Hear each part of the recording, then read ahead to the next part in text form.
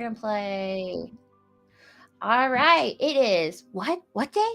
Oh, Wednesday, the third day of the week, and it's ICL, and it is now the time to play everybody's favorite game. And if you don't play, you actually will get kicked out, and you can't watch the rest of the match. Who's in this chat? Starting with the person wearing blue. Well, okay, but nobody can hear. Okay, so starting with the person that has a brick wall. So this is also, I mean, if you're paying attention to people's background, well, you can't see it. Never mind. So, give us a little. He's scared. You can imagine that the brick wall is there.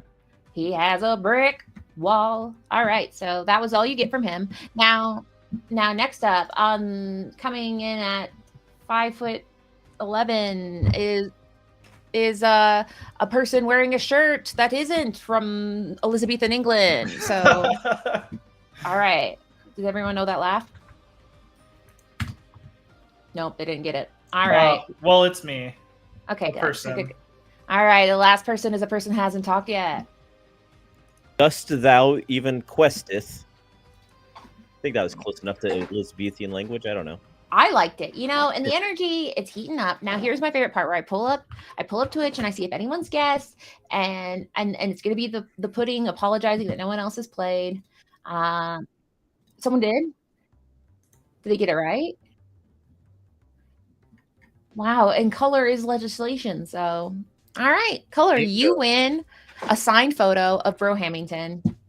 I will get right on that. Yeah. Congratulations.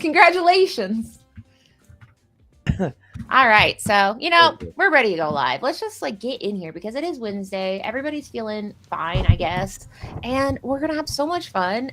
It's round 4. Good morning, Lorcana! I had to move away so that was a little less loud. Hopefully that wasn't. It was scary. I was not ready for it. I did not know it was going to happen. I'm with Katie on that one. I don't know what that was, but I got really excited and I almost flipped my table. It was great. Yeah. Katie definitely seemed like she was ready to throw down right there. Just flip the table right. Just bring up Cincinnati chili again, and then I'll be. That was the most. Get them beans out of here. Them good beans. Can you just go back to the part where Wonder said good morning? Yeah, good morning. I mean, it's a wonder he's even awake right now. I don't have my morning stream, so I just woke up, obviously. Here in the Midwest, it is quite early in the morning. Did a cat just meow somewhere? Yeah, Katie did meow, but he's not going to meow anymore, is he? No. First off, don't you dare tell that cat to be quiet. The cat is a star and the mascot of the ICL. I wonder may or may not have just taped his cat's mouth shut. Yeah, lock in, kitty cat. I need you to lock it. Get back in the dojo. Oh, let's make sure I don't have JDZ's camera on. So when okay, it's not Kitty. He just pops up on top of somebody this time. Well, here we are. Do you have a cat, listeners, watchers? Do you have a cat near you? Are you gonna yell at it? Please don't. It deserves to meow. And honestly, it deserves it. Every time you yell at a cat for meowing, it's bad. I won't say what happens, but it's bad. So welcome. Ask J-Bomb. Ask him. Make him explain about Midwestern chili. We've already had that conversation. I know we talked a lot about soup. We had a lot of talk about soup, and it turns out it's not real. And I feel like that once we know it's not real, everything else pass out. You guys are gonna be like, "Oh yeah, puffin sandwiches, puffin." Oh, chow deer. Oh, that's my dog. I like it. Hey, that dog deserves to bark. Tell your dog that he's fired. They're fired. Yeah, the dog is we already have a mascot. We already really apologize. I just fired the cat. Now the dog's fired. Oh man. Chow deer. So speaking of chow deer, we got a chow deer on this lineup tonight because we have the SLTC, the silly little token critters, versus the portal. The portal to what? The portal from where? We don't know, but we'll find out tonight. I'm pretty sure it's a portal to a very lovely local game store that they're all part of, called the Portal. But I do like the enthusiasm, Katie. Thank you. Okay, you go. I'm trying so hard. Are these two teams in contention for top 4? No. Oh, you're gonna make me open web pages and look at. They are in contention for Well, Maybe. it was just going to be like a really cool segue. It could be the portal to the top 4. Who knows? I mean, that'd be so crazy though. Like, SLTC is in possibility. They Oh. are in 6th place, but the portal So- is in 9th place. So The the portal is SLTC would have 3 wins if they won. okay. So the portal's job is to soul crush today. Yes. the portal yes. to Let's get Hades, it. the portal to Hades realm, if you know what I mean. So, Hey, I like If the portal wins, and then the other 2, like, we'll get a pretty bell curve if some teams lose, as J-Bomb has mentioned so far. So it's like Pretty if bell you, curve. Oh, a Gaussian distribution, if you will. I'm a big Yes. stats guy. You're a big Give me big them fan of sequences. Gaussian normal distribution. You're like, oh, when I yeah. Anyway, but we're in the unique spot where SLTC, they did get swept one of the times they got. who swept them? And well, Okay, is that secret? There he goes, opening up the pages again. Well, don't just keep it Um, open. well, it was a different page. They got swept by Freedom Gaming in the first round. They Oh, came yeah, they in do and they were that. like, let's play some fun, cool decks. And Freedom Gaming was like, look, fam, we're going to play the best 3 decks in the format. And if you can't hang, you can't hang. And it did not go in SLTC's favor. But then they rallied back the next week, the next round, and they took out Love the Lore 2-1. They dropped 1 game there. So they had 2 victories, two game wins out of 6 so far. And then in the next round, they played against Forbidden Mountain, and they went 2-0 there. So that was quite the nail biter there. They went 2-0, 2-1, 1-1 in that sequence. So they only had 4 overall. So getting swept is actually like kind of devastating in the possibilities here. Because if Maelstrom had beaten Ohana, there was like a crazy world that both Maelstrom and Ohana still would be above SLTC if they lost this round. So there was a world that they would have gotten like 5th place on tiebreakers or 6th place on breakers. But now they basically, if they win, they're probably in the top 4. But there's a world they're not. Like Ohana and Den pretty much have solidified 2nd and 3rd place with Tianhu obviously 4-0 number 1 seed. Like this isn't your set champs. There's no I never double thought the draw answer in. could have been this long. I am so sorry. All right, quick question. So I didn't stream if this morning. I just want to talk. I know. I was like, I never thought it could. I was like, are they giving you a top 4? You're like, so here is everything that happened up until this point. The ICL is 4. So does if SLT or SLTC. thank you. That was my brain was racking around that. SLTC, if they go 2-0, do they have a chance for the top 4, or is there any other possibilities for them to get in? Do they have to win exactly 2-0, 2-1, or If they sweep, I think they're locked no matter what, most likely. Okay. So they got to lock in. Yeah. Get locked in before they get locked out is what we say here. Ooh, there it is. I don't know. Um, I like how like in the back of my head I just have like these like JDZ like vocabulary dictionary things, And it's we're like all JDZ in the end, aren't we? I mean like Greetings and salutations. greetings. Welcome to the Quest world. Just the how ecstatic he makes. I love his energy. Exactly. If you're so inclined, that's a good thing to do. Yeah. I've been working really hard on becoming JDZ. I got a lot to do. I mean, he's really hard to impersonate, but I've been working on it. For my JDZ soundboard. you got to get bald first? I know, and that's I got a lot of, but here I go. I already got down the, Hey, just we're do it. bike. We're so bike. Yeah. See, I'm doing really That's good. another one. What like I was really confused. I was really confused the first time I heard that because I thought he said like I've been confused like, every time. somebody like plays the Rapunzel and heals for 3. He's like, we're so bike, and I'm like, is he mean back? Is that well, like, now you're in. You're in we're the like Quest we're world, like baby. back? We're back in the game now. No, it was bike. I think it was. No, I mean, but it is back. I I think mean, it was- that's the thing. That's a translation. right. I think he was actually casted with Lycos whenever he said that, and the confusion that she had in her voice I was like, okay, so she doesn't know what the heck's going on either, and it was amazing, you know. So then after she gets off, I was like, so what does bike mean? And she says, I still don't know. I think that's the Way thing, to right? call It's her kind out. of like it's like if you have to ask, you'll never know. Well, It's provocative, and That's that's the fair. thing. It gets people talking. So it's like, I don't know. It could be mean something extremely bad, but I still use it. Well, speaking of being bike, it's time to get bike on the saddle and talk about who we have tonight. And right off the bat, from jolly old England town, we don't know if he's from London. That's not everybody could be from London and England, but we got Adam Harlan Sweet. Right off the bat. Now, Harlan is prestigious for being a back-to-back content creator, store champ winner. So basically, he's won before anybody can win, which is like, I think the most important time to win is before anyone else has ever won. And he's done it twice. He won his LCQ pod in Europe with Kiwi. Now that refers to the Kiwi Birds flavor of deck, which is a sapphire steel deck. I think that was its breakout too. Actually, I'm pretty sure that it was like a secret up until then, and then that was his like ticket to try to get in, and he you know, as you said, I imagine this was his face as he slapped down the cards. He went, "How do you feel about that?" And people felt good because he won that LCQ pod, ran the table, and then finished 42nd at DLC EU Continentals. And he's famous. This is how he gained notoriety for being Ali Sweet's boyfriend. So he was discovered. They're like, "Who's that chap?" And they said, "That bruv is rather good at Lorcana. We should have him play a few hands." And ever since then, he's been rocking and rolling in the community.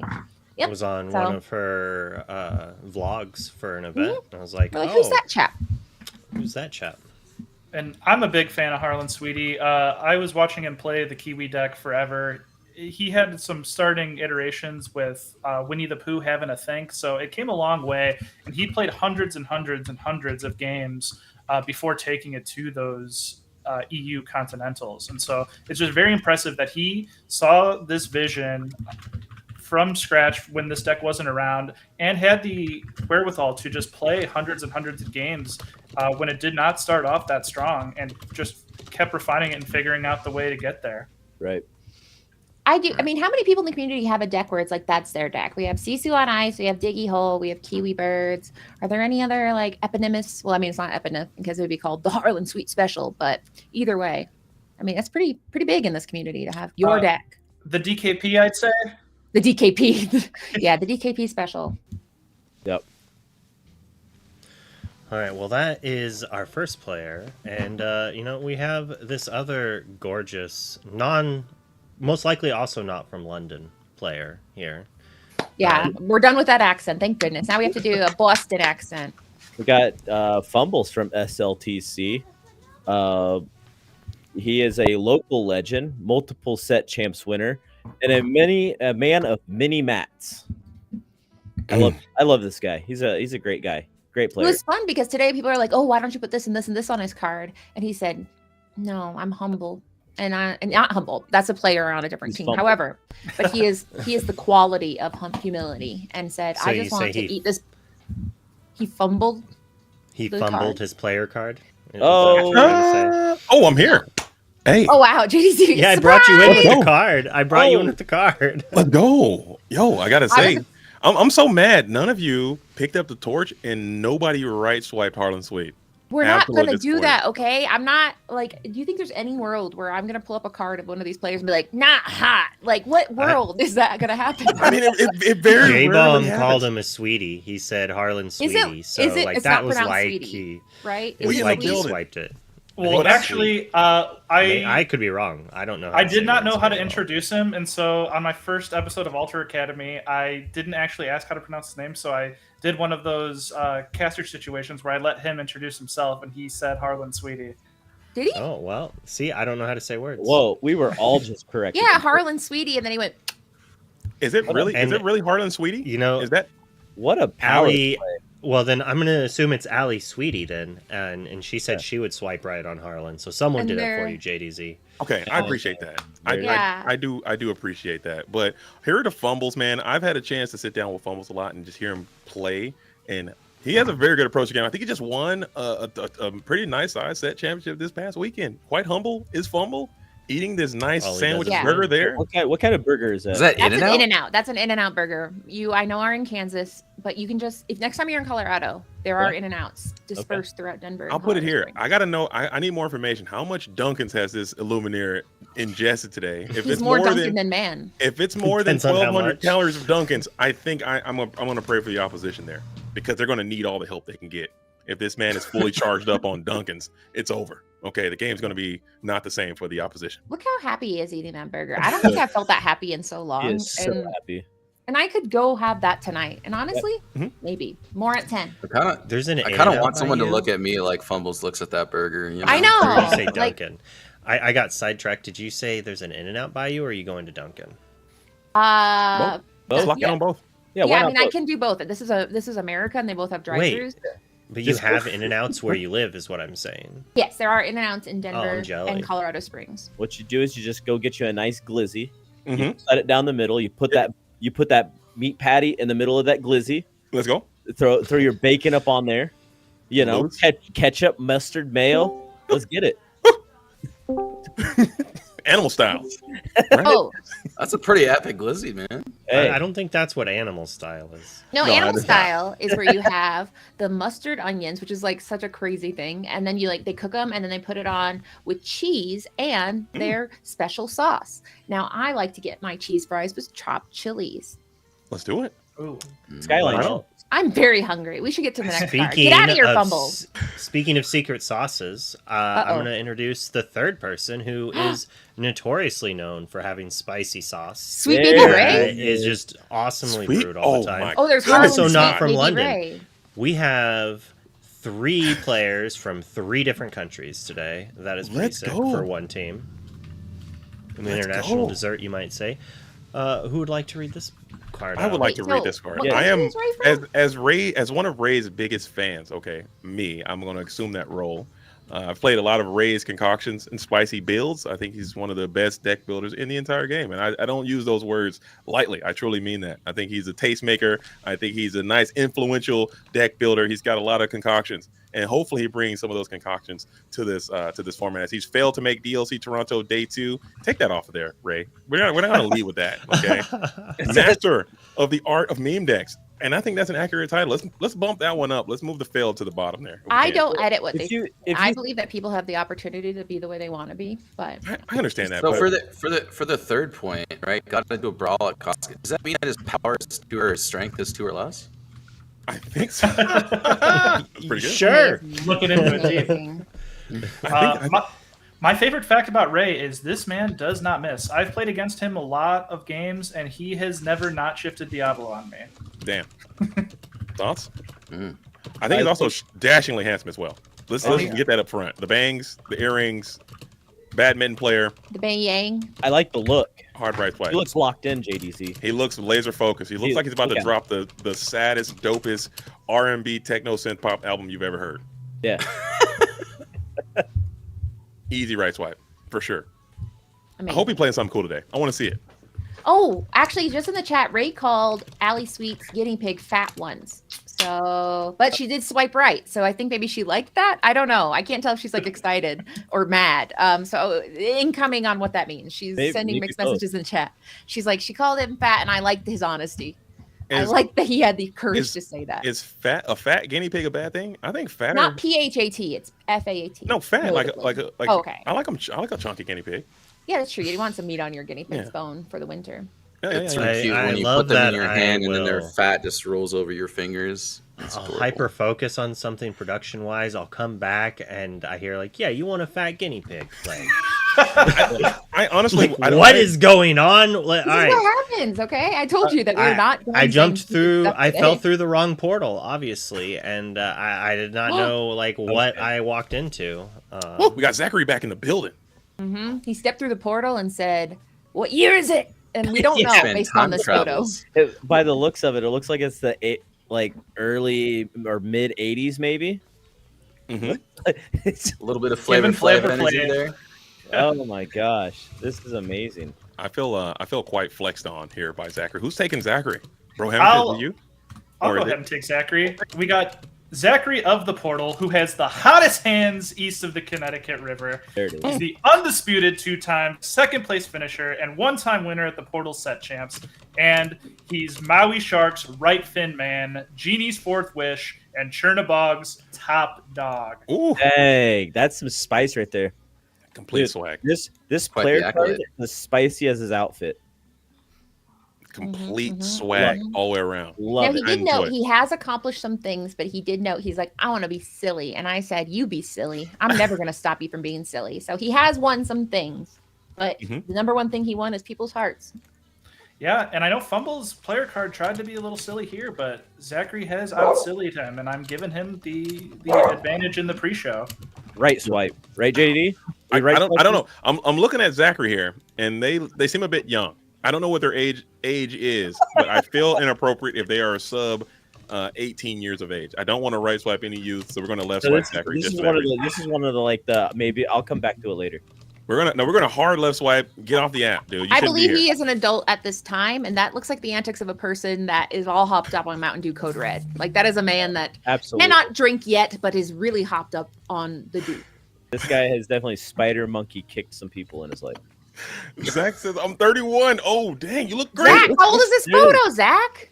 This photos. Zach, This help. photo's also 31 years old. Yeah, Zach was born, took this photo, and then today. This dude went back to the future and grabbed it.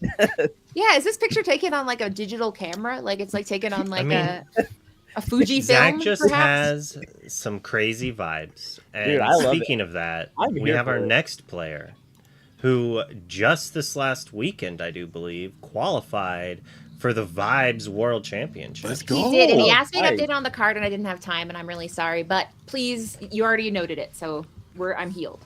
Okay, finish it up then, Katie. Him- What else? him Tell us more and about Kit- RJ. yeah.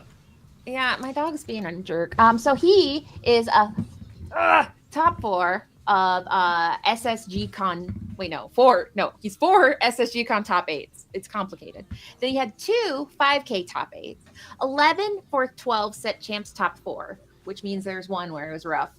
2 DLC Let It Goes, and he's Connecticut's second best Lorcana tournament organizer, which is second only to Bailey / Kensaku. Let's go. And And that's also Vibes that's- World qualifying. those are some impressive stats by RJ here. I mean, we only have the best. And yeah, so sorry, RJ, I did not update your card, but Luke was like, you don't need to. I know. I'm vibing. I like RJ's physique. Is he a power lifter? What's his bench press? What's his bent over row? Hang All I know clean. is he gives Clean and jerk. fantastic back massages. Why do you know that? What was going on? Okay, we don't need to discuss that. I think we do. This is actually important, and I can't move on. Well, I feel like sometimes something like a sometimes little when you bit of envy, Katie. You know, I mean, I also want a back massage, so I can understand. I guarantee you RJ can deadlift 475 without even stretching. I bet he can power clean probably about 275. He It probably looks strong. he probably deadlifts more than his that. hands are very strong. We're trying to. He we're gave trying me a to, massage at a DLC as I was playing. We're It was trying to, great. I highly we're trying to recommend you bypass give your the friends that. massage. We're trying to I bypass. highly You're recommend trying to you don't- bypass the back massage? No. We're trying to bypass It the needs to back. be Yeah. more socially acceptable to give back massages to your friends at DLCs. Like, I'm fine with that. I honestly thought you were gonna say he gives incredible hugs. Well, I mean, that's like a hug. Okay, I'm going I was like the hug thing. I can see the hug thing, but I did not expect the massage thing. I want to see what that looked like with RJ sitting at this table playing Vibes. I need a pic of that. I bet he was just terrifying people. I bet he was dressed like a penguin. It was just no, there was someone Penguin. doing that, but it wasn't him. Oh man, that's amazing. I bet it was just like the funniest thing because the Vibes. I don't know if you guys have seen the Vibes cards. They make Lorcana card look like Magic the Gathering cards, like in terms of the brightness and the aesthetics. It looks I don't know. quite, and he's such a huge Is it- guy. Is it good? I can't tell. What does it mean to make Lorcana cards look like Magic? I mean, Gathering? Magic has edge, and Lorcana doesn't And this really. is clip art. Yeah, so Vibes is just clip art, correct? Vibes has much softer edge than Lorcana does. Okay. Or That's Magic a has- nicer way to say that it's. I don't want to get canceled by Vibes. My sponsorship, it could be coming any day, so I'm so sorry. Let me stop. Well, All right, why don't you tell right us swipe. about the next player, Obvious then? right swipe there. Obviously. Woo! Woo! Look at this. Look at this Illumineer here. Somebody tell me about Alex. Alex the Portal. I got it. Official stats. Top 64, DLC Atlanta. Top 128 at DLC Las Vegas. Top 8 at SSGCon 5K. 4 promos for every set champs since they started. Dang, 4 is the minimum. That's a standard. They got to keep it going. I like this pick. I like to let it go. I like the facial expression, the smirk, the smug, almost heel. Bad guy energy coming in from Alex. Off on that. This has Jafar cosplay written all over it. I love it. I love it. He probably gonna do a pretty gnarly Gaston as well. Oh, absolutely. Obvious right swipe here on Alex. Obviously. As well. Clearly. We're going there. I mean, have we ever left swiped? That'd be so terrible. That'd be so devastating. Right before you're about to play, JDZ's like left swipe. I left swiped earlier in this round. Yeah, he left swipe Zachary. Oh, wow. Oh, my God. Yeah. Oh, well, that was for legal contractual reasons. Let's get our predictions in so we Did we can finish? get That was the whole rolling. team? Oh, yeah, it was. Sorry. Oh, we're behind. Okay, yeah. Yeah.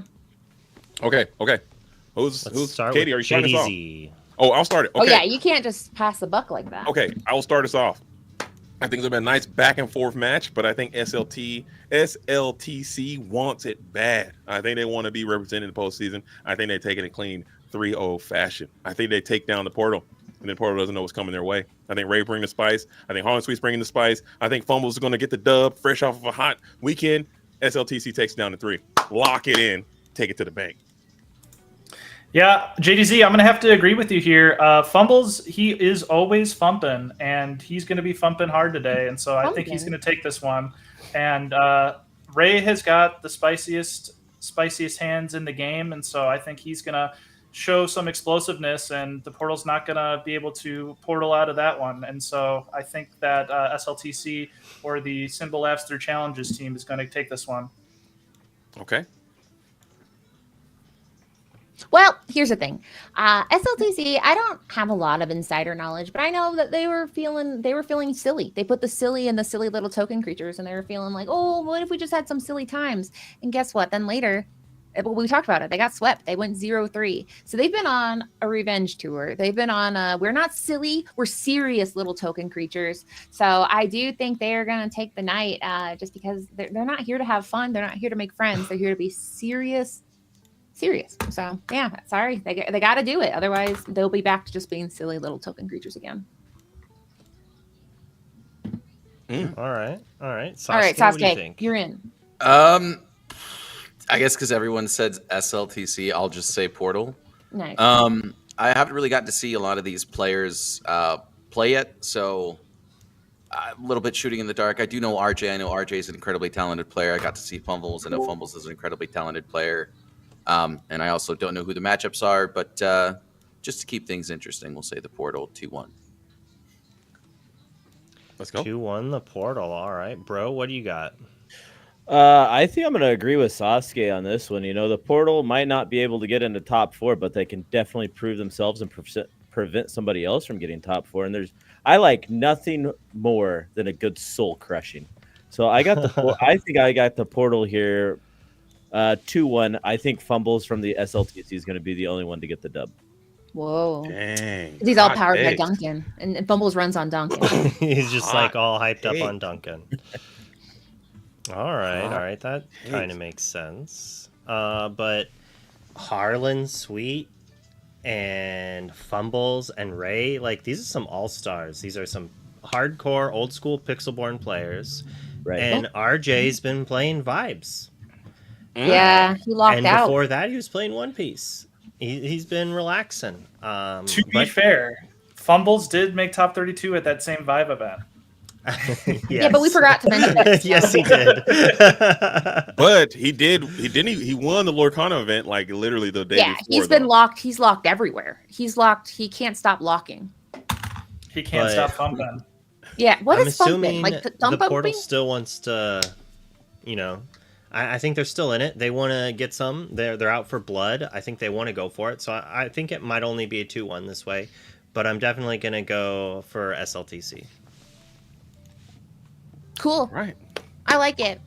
I think, did we do it? Bro Hamilton, did you go? Yeah? Yeah, I said the Portal. Oh, yeah, sorry. No, I'm just kidding. I but mean, to be fair, one of them's going to win. I got Fumbles taking the win, though. That's Nice. The fumbles is my parlay pick. Can I do that? I don't know what Oh, that I means like a still to parlay. this Dude, day. can we get All I some know, parlays? We Can get some, we cannot speak to Can the we get captain some of the parlays ship. in the chat? yeah, we get some parlays in the chat. please? It's when you get to speak to the captain of a ship, right? Can I get a parlay, please? It's a betting thing, Katie. It's when Oh, you do multiple bets, and then if you hmm. get them, you win Sounds more. I a do little believe that's what it is. unsavory. We got Uncrustables on the line here. Yeah, all the Uncrusties. This is for all the boosties. For every All one right, we get right, so and JDZ has to one shot an Uncrusty. And So if he this loses, is he has to eat the bro- crust of all the Uncrustables that he's ever eaten. oh no, that's so Only the much crust. crust. Only so the many crusted. crusts. Only the crust. Only the crusties. All right, but we are gonna get started now. So we're gonna swap over, and in round 1, we have the amazing JDZ and Katie, the lore keepers, in. Boom! Oh Let's my gosh, go. you're here? And we're bike, Katie. I didn't know you work here. This is so exciting. Oh yeah, we gotta lock in. It's gonna be a long I- JDZ evening tonight because I think I I'm know. doing the full run. Okay, we're doing them all today. Okay, because I'm locked in on ICL on a Wednesday. I'm pumped up. I'm locked in. I'm laser focused. Okay, I heard you in the green room making fun of me, but guess what, Katie? I wasn't. don't I was care. being you. Okay? No, they say that imitation is the most sincere form of flattery because it means I just want to be like JDC. Okay, that's fine. And I want to be like you, Katie. We're gonna be Oh like each no, other. okay, so we'll just switch. And you'll Wait, they just be like- started. They're going. Wow. Okay, they didn't. Wow. Okay, so we got Okay. World's Greatest Criminal Mind. We got Mulan. Boom, boom, boom, boom, boom, boom, man. Wow, boom, man. these angles are truly leave a lot. Let's go ahead. Robin Hood. Okay, so we got Steel Song versus I'm pretty certain Harlow's going to be playing this Kiwi variety. I do like this matchup for the Kiwi Birds. What are your thoughts on the Kiwi Bird versus Steel Song, Katie, and your expertise opinion? It's tough.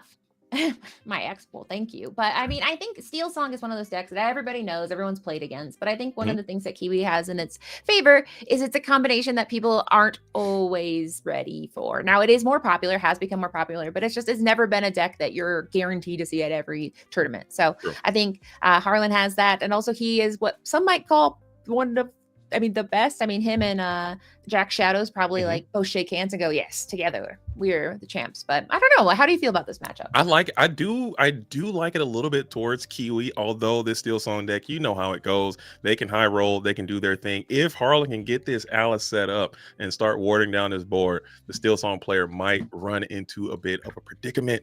So I think that's what RJ is going to be trying to do to try to get the damage done before these Alices can start flowing, start questing, start warding the characters, and then we get into that whole super aggressive motif that this deck can. And there's Alice coming in on curve. Harlan's gotta love to see that. That Alice can be such a problem. I think the two heavy hitters in this, well, there are three really, that is really hard against Steel Song, is Alice, Cogsworth, and Pluto. Together, they just make the math so annoying and so frustrating. And Steel Song is not known for its big challengers, but you can make your deck work that way. So it's been interesting to see how RJ has titrated his deck and if it'll be ready to say, you better not think about singing because you're not gonna be singing every song. You gotta come over here and fight. For sure. And we are going to get a Troubadour here. Troubadour is going to open up the windpipes and go ahead and blast his Storm to clear the Smee.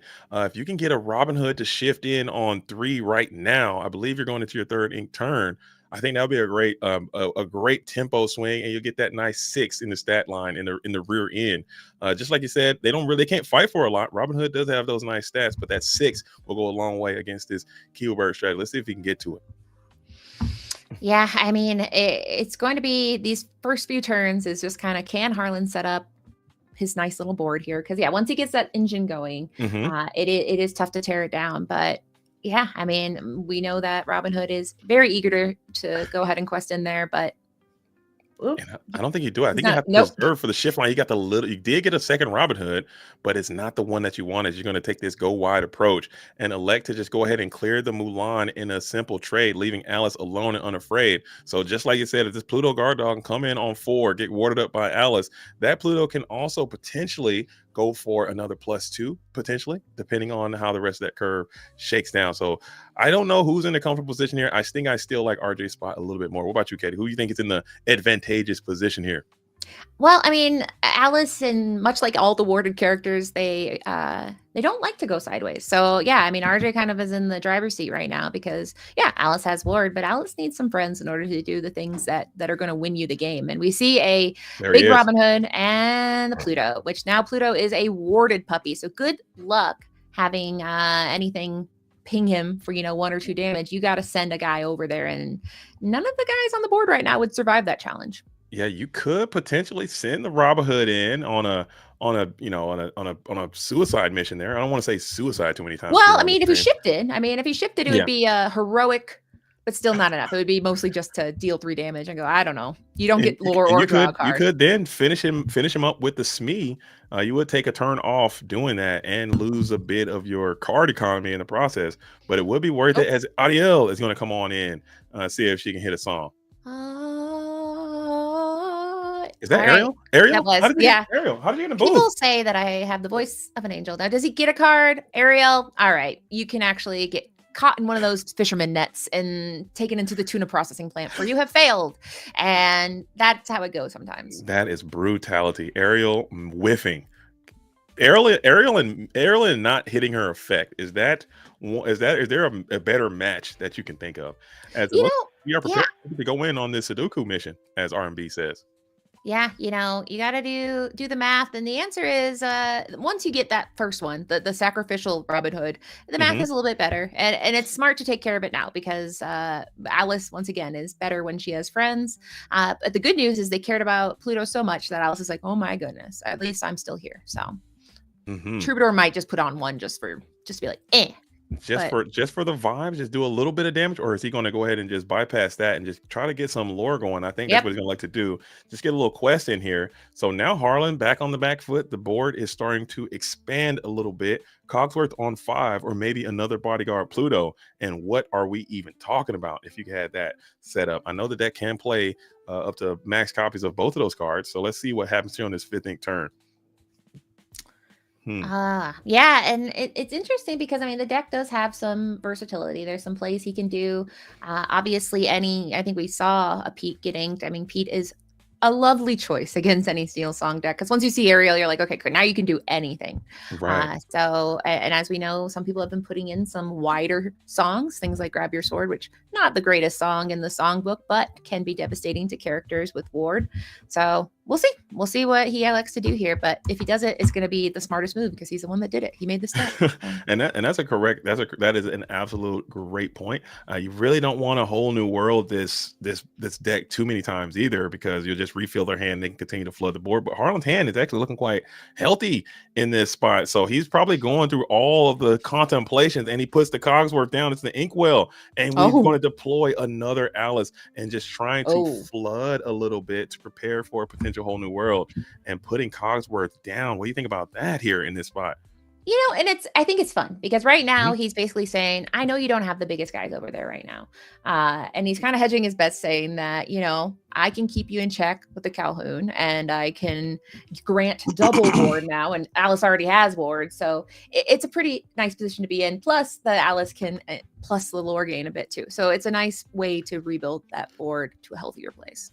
For sure. And that's going to force your opponent to potentially, I think using the Ariel to sing a strength on the Calhoun before it can get warded up might be an okay thing to do. Well, does Calhoun or is it warded up now? Ward? It has ward now. I'm sorry.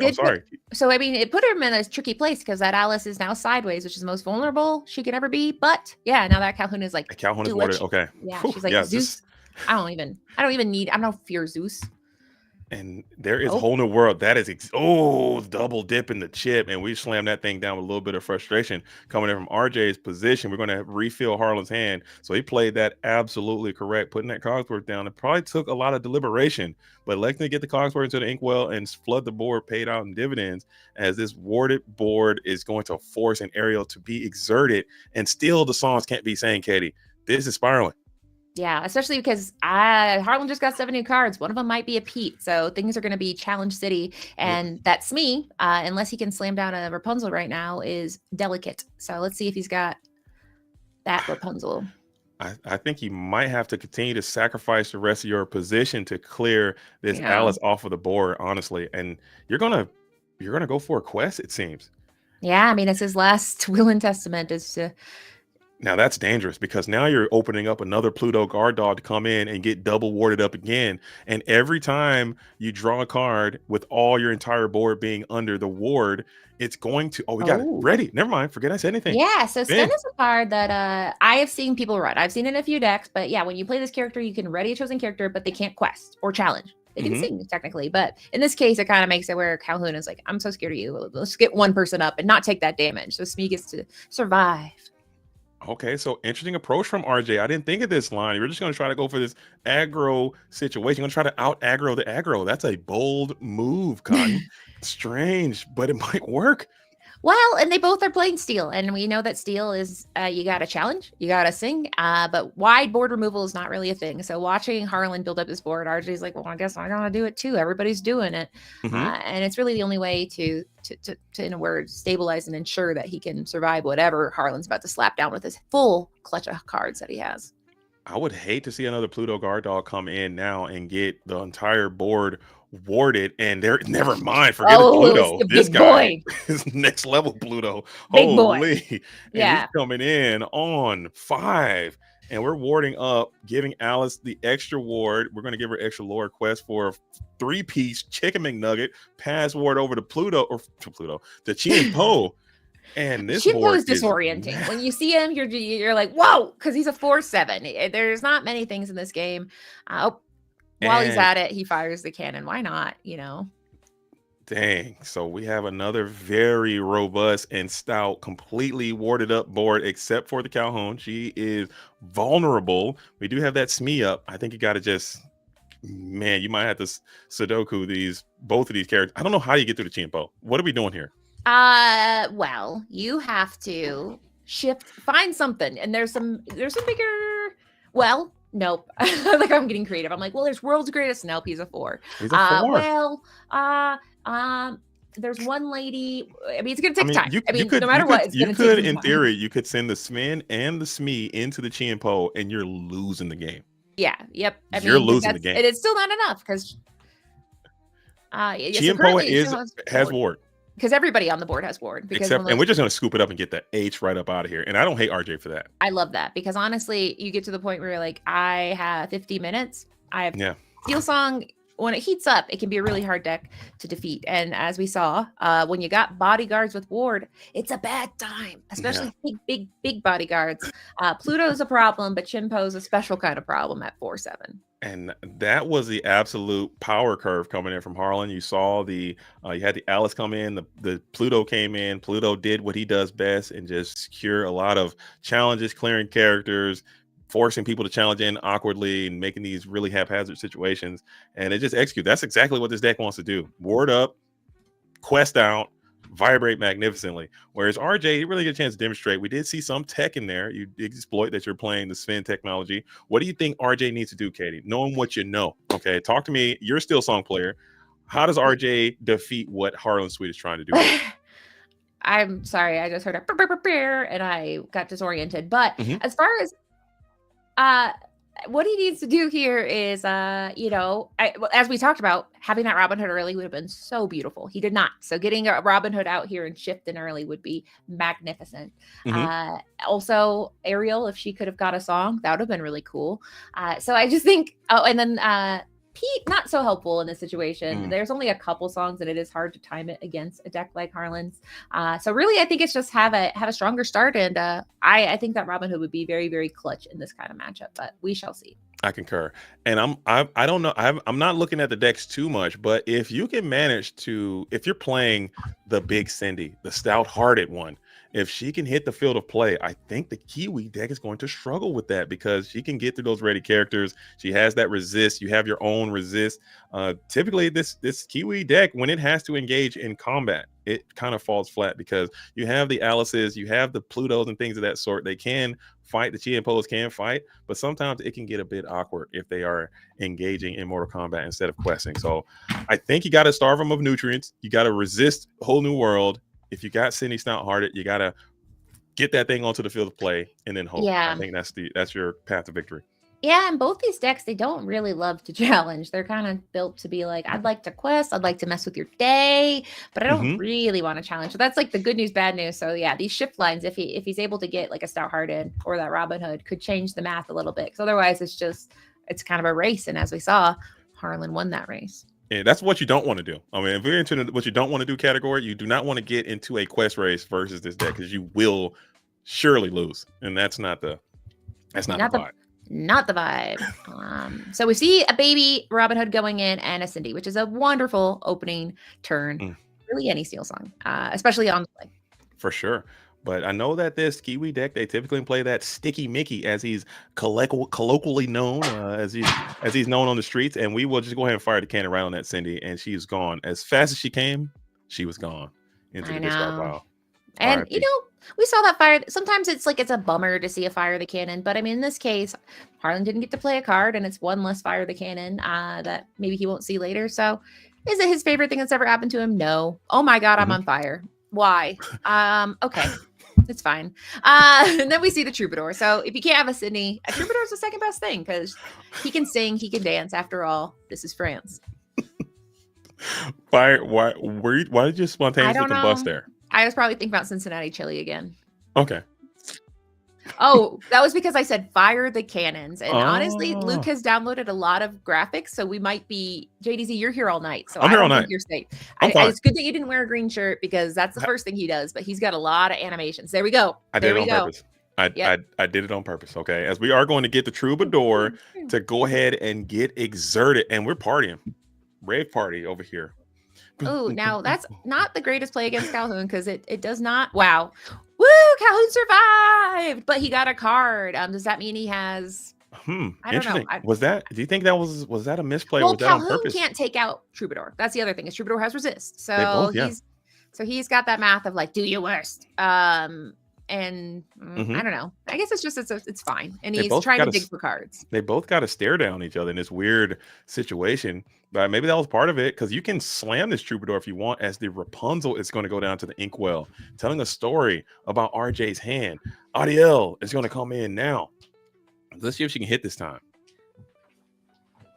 And you will find Strength of a Raging Fire. So next turn, if you feel so inclined, you could follow up and clear this Calhoun, who will take 2 cards in that exchange, but you did get 1 back from the Storm Rage on. So 2 singers set up. Let's see what Harlan Sweet can do about this. Maybe you got Smash in your deck.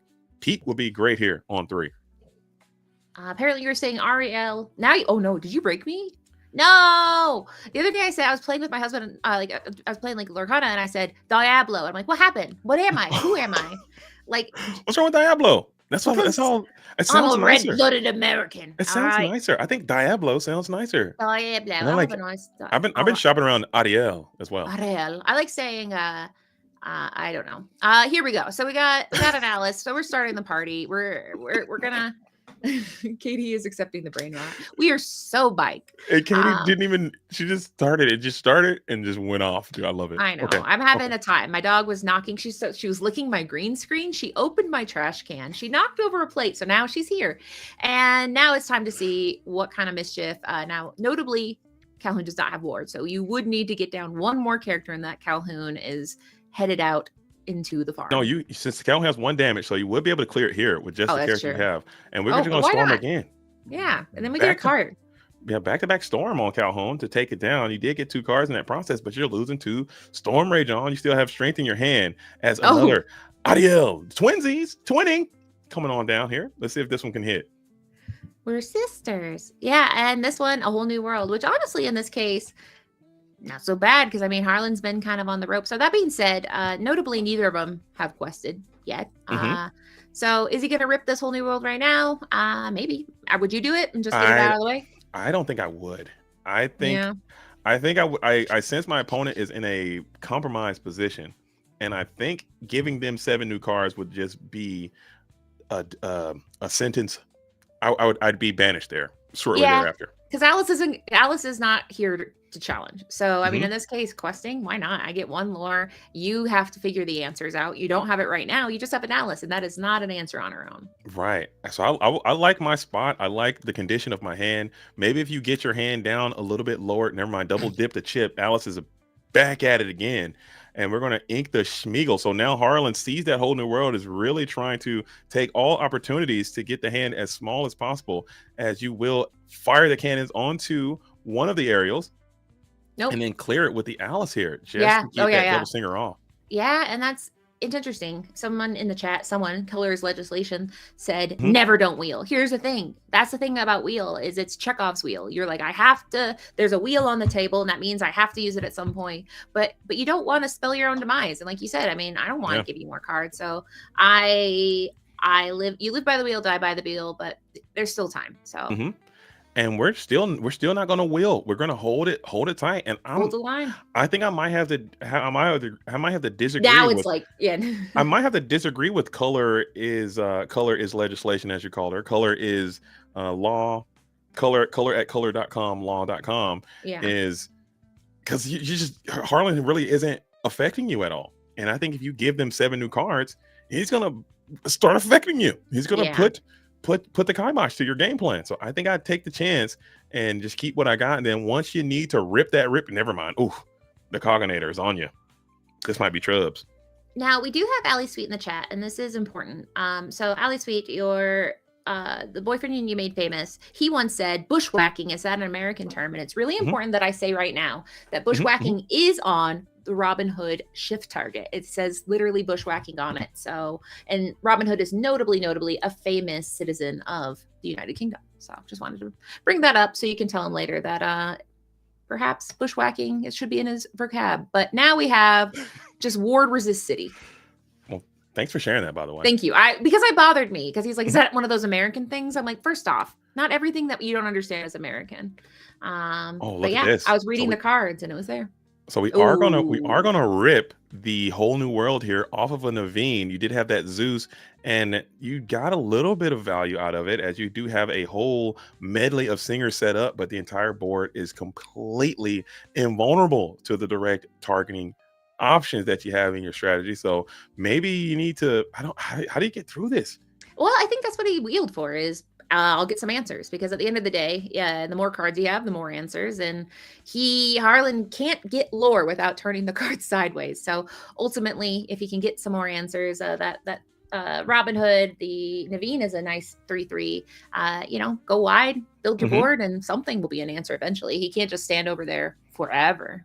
Well, he can, but it'd be frustrating. Are you questing here? I think you just either quest, because just plugging this Alice right now, I think would just kind of be a wasted effort. I think going for the lore might be a little bit more important. And I think RJ agrees, as he just gets those glimmers, exert it, getting a nice little 4-piece onto the board, picking it back on over to Harlan, who has this warded position. Another Chien-Po here could be devastating, but you need to continue to get your hand low just in case another whole new world. Those things do come in rapid succession a lot of the time.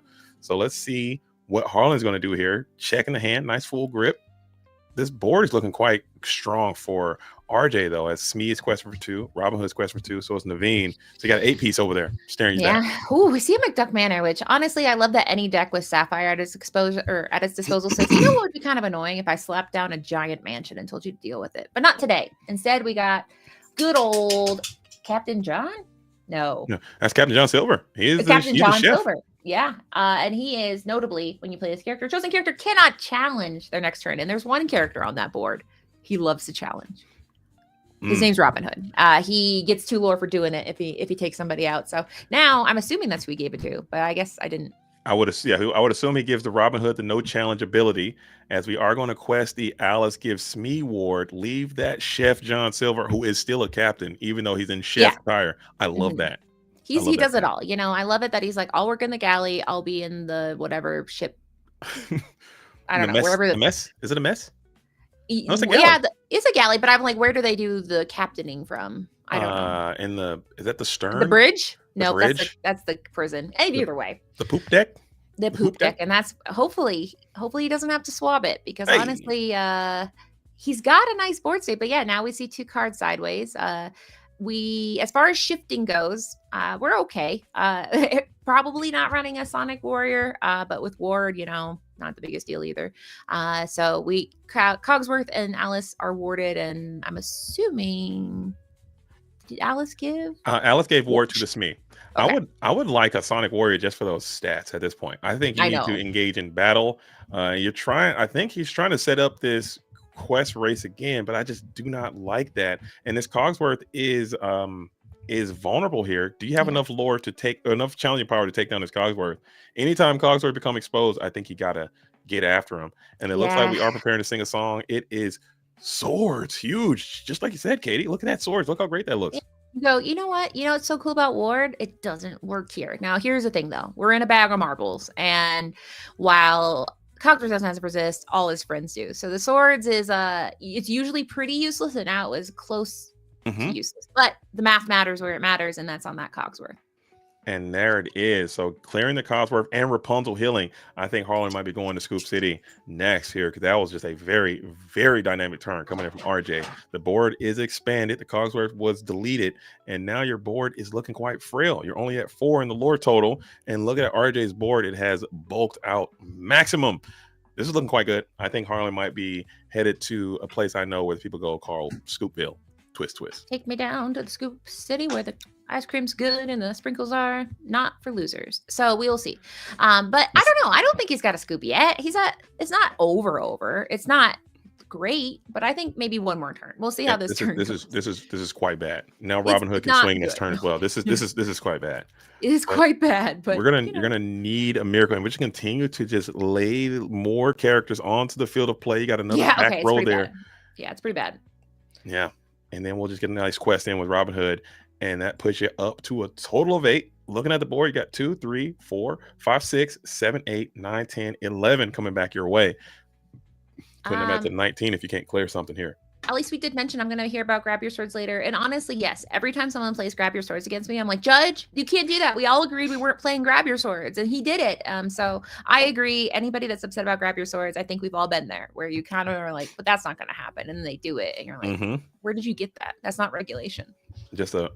Pete is going to come in. Nice. That's a good move here. Yeah. I don't know. I think Grab Your Swords is a very, very, very good card. And it's even stronger now as we are going to go for a little dockening. And can Harlan fight back? He's fighting back. I mean, what's to the left of Pete here? Is that a Pluto? That is the dock. That is the dock that just it's a Calhoun. I'm sorry.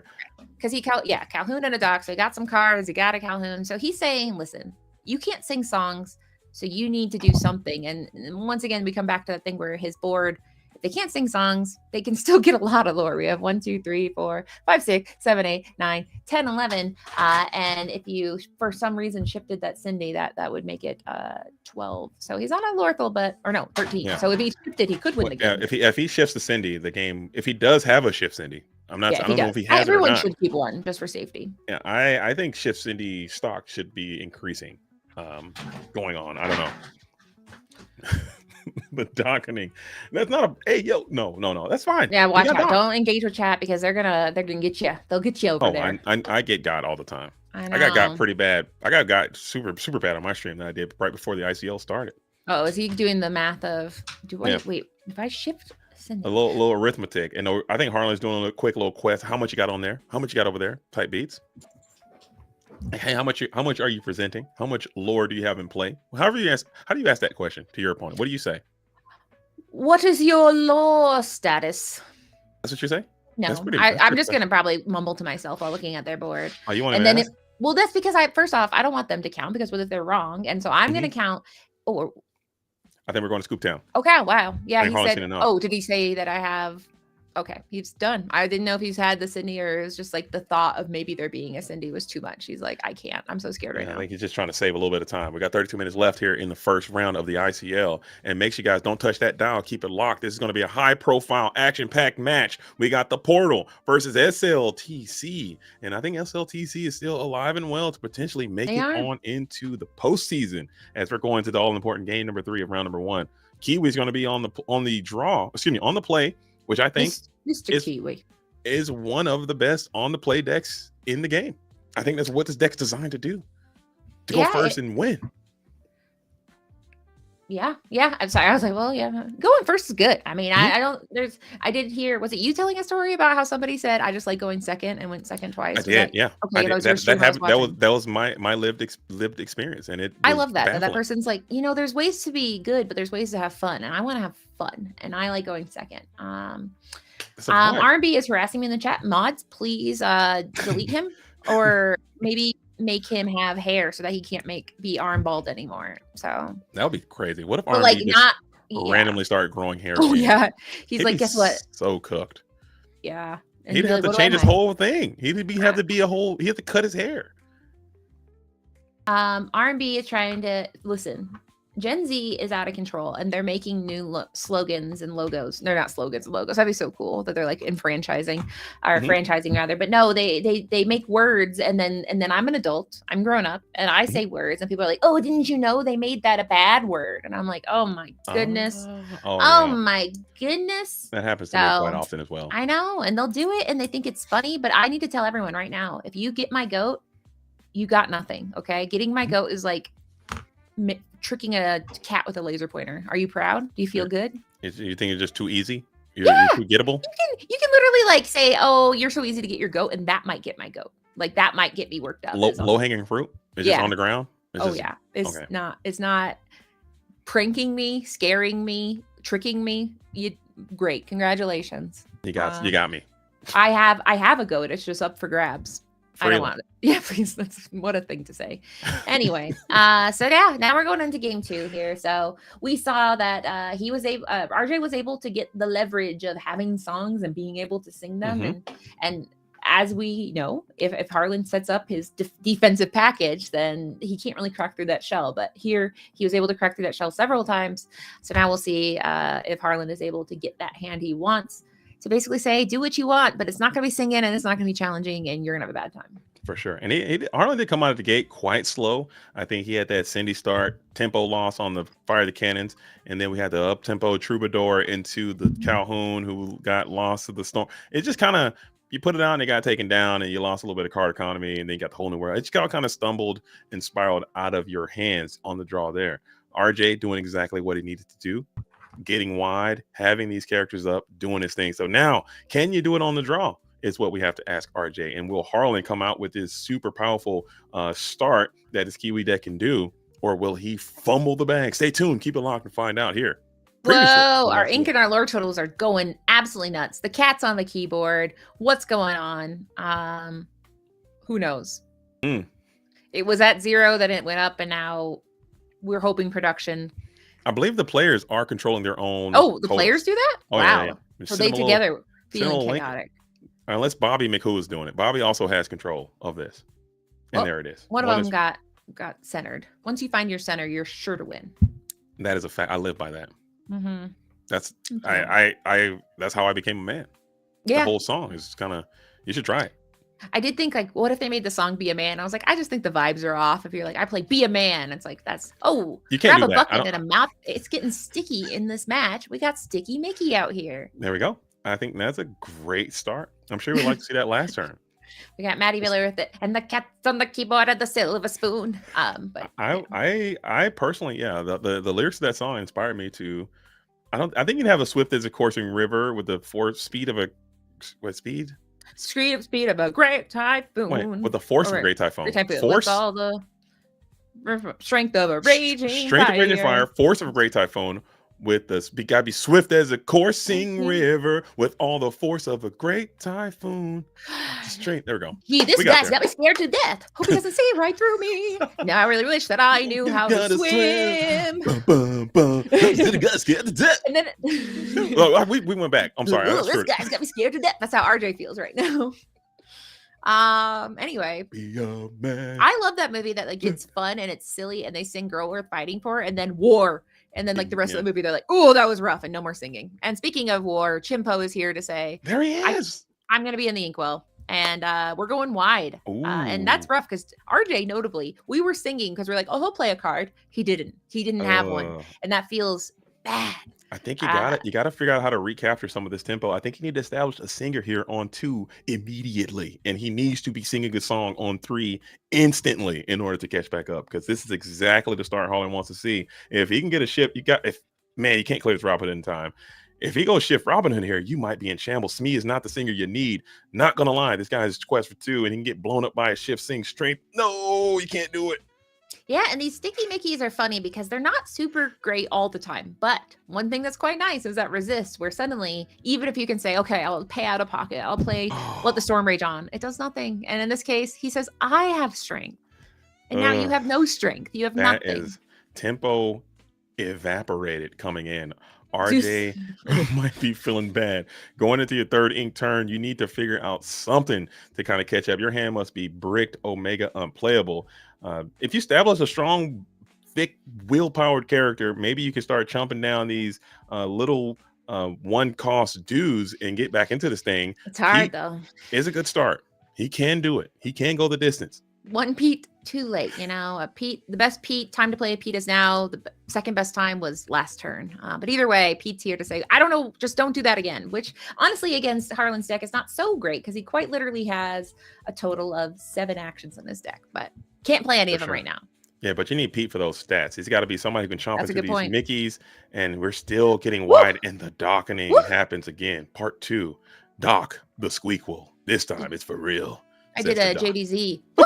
It feels good. It's got to come like a quick, like that. Oh boy. Like a shock. Yeah, we like Gantu. We do like Gantu, but you know who doesn't like Gantu? Disney Motion Picture Studios, because Gantu is apparently might not be in the new Lilo & Stitch, which honestly... No spoilers. I'm going to watch that this weekend. Saturday. Well, here's the thing. I haven't seen it, so I don't know anything. There's a character named Lilo. There's a character named Stitch.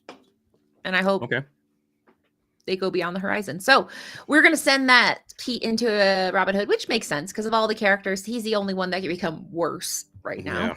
Yeah. But it's still kind of a bummer. And he gets 2 cards. So he turned that frown upside down. It's still rough. It's still an uphill battle because those 2 characters alone are not going to do a ton. But there is some math that could work out. But it's going to be a series of stressful turns. And I think Harlan is still fully in the beatdown role, and he's just questing aggressively with these glimmers. A Pluto guard dog coming in here, or that Chien Po coming back at it again on 5 could just be devastating. Devastating it is. I shouldn't say that. He's going to cogs for all it's worth if he can. We'll see. That'd be quite fun. I don't know. You said docketing, and I was like, I want to do something. Everyone's like, wow, docketing's fun. Cogs for all he's worth. The Cogfather, that's better. All right. Cogfather's great. Cogfather's great. Yeah. Cogfather. What's his code name? Grandfather Clock? Yeah, it's an aged clock. His code name is Grandpappy. He's like, I'm Cogsworth, but I'm Grandpappy. So speaking of getting your clock, he says, you know what? I'm happy to take this trade here. I'll take your Pete, and I'm gonna slap down McDuck Manor. Hey, Rapunzel, you have 9 turns. Do it. Make my day. And we're already sitting at a 10 over there in the lore. Rapunzel notably cannot even touch these sticky Mickeys, of which you have been on the board since very early in the game. That was a 1-turn play, and this guy is hanging around. Typically, 1-cost characters do not stick around that long. No, but he's sticky. These Mickeys are extra sticky. And he's looking great here. What if he shifts Mickey and just gets loose and active? What's more Mickey? Boy. We got Robin Hood, who is a good start. Be cool to have shifted 3 turns ago, but instead it's he's here and he's gonna try. My God, he's gonna try. Are we Zeusing? And we are Zeusing, just having to put 5 damage into this McDuck Manor. I don't hate that either. Just to try to attempt to remove this very robust location from the field of play. We'll ready these characters. Harlan's sitting at 12 now. He can quest all the way up to 15 this turn. Pluto guard dog one more time for the real ones. Do you have it? In the chat, we have right nasty deck in it. And that is a right nasty deck with some of them cheeky McDuck Manors. Oi, what's this then? Yeah, hey! This Pete is extra annoying because Pete played by RJ. Whatever. Pete played by Harlan. Oh, hey, no. What's this, mate? You having a laugh? You're playing Pete. Are you taking the Sir Hiss? Anyway, so we got. What's this then? What's this? Playing Pete, eh?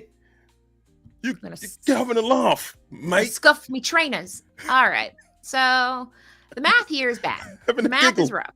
He's having a giggle, isn't it? Playing his feet. Look at this. Okay, we're done. I'm done, Katie. I know. Well, to be I'm fair, sorry. you're going to start getting to like the swears because All right. England is just It's hard to resplendent not with do it without- swears. They're only swearing, Sorry. if we're honest. Like I think the children come out swearing. Oi! So is he gonna send? See, this tempo is rough because, like, yeah, they both survive and it's fine. But oh, they said yeah, straight out of Piccadilly Circus. Oh yeah, poor Allie. She's probably like these two. I can't say the word I want to say. It starts with a W. Anyway, these Don't. gumdrops. Is that something you guys say? Oi. These two meat and veggies. Oh, and Nope, that's just bad. that is literally just GG's right there because there's This no is card in the bad. deck that There can is- engage with this ready Alice unless you can somehow unless you can get Cinderella Rush. It's bad. It's rough because like that manner is so rough because he literally took a whole turn for lore that you could have had that he's like, no, I have to get this manner, and now there's Oh. no card. Color found the line. Double swords. Yes, grab two swords. Grab a sword and then another sword, but no. Oh my Or gosh. you might Wow. have to just grab your deck. My and God. And everybody shuffle it up and get a out of moment here. a moment for our producer. Not producer. This is our producer, Luke, who really went all out, and we're gonna go into the Discord. All right, if you have epilepsy, please. Yeah, look look, away from the hey. screen. Just close your eyes and we'll let you know when it's I over. mean, you can. I don't think. Or we get into the booth. Let's do it. We're going in. We're Ah. going in. Gentlemen. Again, as always, I'd like to say thank you both for your participation in the ICL and congratulations to you, Harlan Sweet, for the victory. I think he just left us. Is he still here? No, You're yeah, right. He's I still just, here. He just I turned his just turned camera my camera off, mate. Yeah. Okay. Yeah, Harlan heard us We're- are saying all our British words, and he said, "I Please have don't. to go for my sanity. Do I not must." listen back to the broadcast because you will be Allie slightly might kill offended you. a Oh, wow. little bit. My I'm kidding. Ali was watching it, my partner, so she's going to tell me all about this. She will, I'm and she's kidding, gonna I'm say kidding. it was devastating. And we kidding. Seriously, it was a fantastic match. I do enjoy watching this matchup. I think it is a little bit in your favor, but it's a little more back and forth than we are than we like to assume, I would say. But you are a Kiwi founder. Can you just talk about that strategy, talk about this matchup and how it's been performing in set 7, and also what you think is going to be like going into set 8 and some of the tech includes that you might have in your deck for this event? Yeah, so when I was like, I'm always in the SLTC, and I've just said I'd love to do an ICL game, and then Mhm. of course I'm going to play Kiwi because that's just what I do. And I was just kind of hoping it wasn't going to be against Rumi Amethyst Shark because that deck, for anyone out there, Kiwi's great, but that deck is a very hard matchup for this. But Amber Steel and Emerald Steel are both, I think, fairly good, and even when you're on the draw, it still feels like it's not that bad. They do get to the aerial, and the aerial dries before you, but if you can play like Pete and Alice, it's not too bad. But the game 2, I drew 3 Alices in a row, and it was like, oh, I had to ink the Alice Pluto Cogsworth line, and it was just like kind of not going my way. And then like game 3, I think I definitely want to cover it on my channel because that was basically trying to get a win out of a fairly strange hand. It was also fortunate my opponent missed their 1-drop as well. Because that puts a lot of pressure. Like if it could be a Robin Hood shift, like I need a cannons. If it's Cindy, they just like ping off everything. But yeah, it was like triple 1-drop hardcast strength into a Mukduk mana. It's like I was saying to RJ, like I wouldn't suggest anyone I coach that they should play Mukduk mana against Steel Song. But when your opponent's only got like 1 Rapunzel on board, you kind of just abuse that lore, don't you? Yeah, it's a 9-turn clock on that. She's like, I got 9 challenges to get through this. Yeah, I expected it would like soak up a Zeus and a lot of time, whilst the 3-1 like 1-drop just quest it out as well. Yeah. And we saw you kind of trying to claw back into it in game number 2, but then RJ deploys to grab your swords, and that just absolutely knocked the winds out of your sails. Is that one of the weaknesses you think of the strategy? You see grab your swords coming back in these steel decks. Do you think that's something that you need to warn the Kiwi players to look out for, or do you have a plan to get around that? Is it prioritize Cogsworth a little bit more, or what do you think about grab your swords in this matchup? I took like I think I made Cogsworth sing, which was quite risky, and like pretty much don't exert it if you don't have to, but I was kind of behind after the Naveen wheel, so I had to like kind of play like going, oh, if he has it, and I lose. I didn't expect grab your swords. I tried to set it up. Yeah, I tried to set it up so he could only use his aerial and his Smee, and he couldn't Rapunzel heal, and one of them would have to be removed, because if your Rapunzel heals the aerial, it means he can't use the Smee, and the Smee would die at the end of the at the end of the turn, and vice versa. So I was like, oh, that's fine. But then the grab your swords came through, and yeah, I think that's more maybe for the green matchups for like Prince John and like things like that. I'm not actually sure. I'm not an Amber Steel player, but yeah, it's kind of painful. I think Cogsworth is like one of the best counters to it, because it, 2 damage already isn't a lot, and bringing that down to 1 is not great either. But when he's exerted, he's fairly weak for that. Okay. Katie, you got any questions for Harlan before we kick it over to RJ? Because I know you were there and we were vibing here. I enjoyed it a lot, man. I love seeing Harlan play. He's one of my favorite players. He's always very smooth with it, and show up at the ICL stand up late. I'm going to appreciate that.